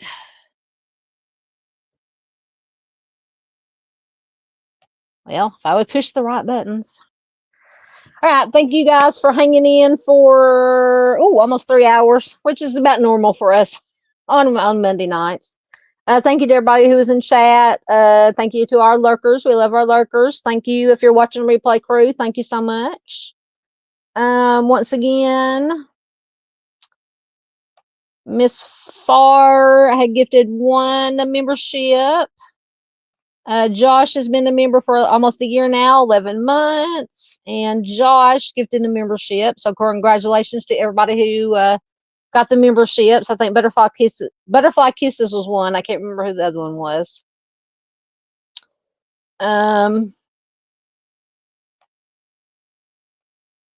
So I lost my train of thought. I'm tired. So if nothing comes up Friday, I think we're going to do a True Crime After Dark. I think we're going to kind of do mysteries and conspiracies. I found an article came up on my Google newsfeed about some Mandela. Have you guys heard of the Mandela effect or Mandela effects, like mass supposed misrememberings of things? such as has the Fruit of the Loom logo. Does it just have the fruit on it, or does it have a cornucopia on it? Did it used to have a cornucopia and it doesn't anymore? They say it's never had one. I distinctly remember it having one. Things of that nature. The Berenstain Bears, or was it the Berenstain Bears? Has it been changed? So I put together, I think, a list of those. I thought it would be fun to go over some of those and see what you guys, see if we remember or misremember the same things. So we might do that, and then it'll be also open chat. We can just talk about anything we want to. Kind of a fun thing. I think we did the last. I think we've done one other mysteries and conspiracies. What did we? I can't remember what we talked about. What did we talk about? Just different things we talked about. I had a list of things anyway. So, like I said, if something didn't come up family wise, we might do that Friday about the same time. So I will quit babbling now, but thank you guys for hanging in. Please, once again, hit the like button. If you're watching replay, leave a comment, share it. That's the most important thing you can do, is share it anywhere and everywhere you can to help get the information out to as many people as possible about all these missing persons. Let me get down to comments again. Hold on. Everything jumped again.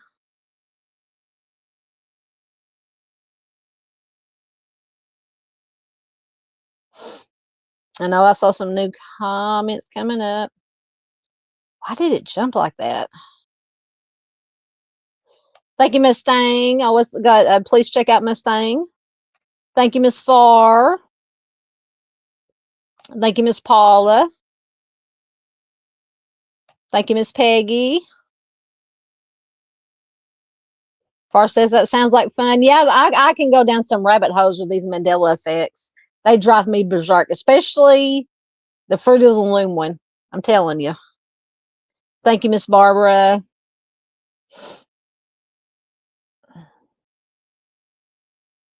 Oh, Miss Paula says she's having a connection issue with her TV. Keeps trying to reconnect and it won't. There's Miss Lisa. She changed her name again. All right, or something. Hey, Miss Lisa, good to see you. She said just stopping by to say hi. Lisa F and Joe. What is COL? I don't know what COL is. Oh, always good to see Miss Lisa Joe. Thank you, Miss Farr.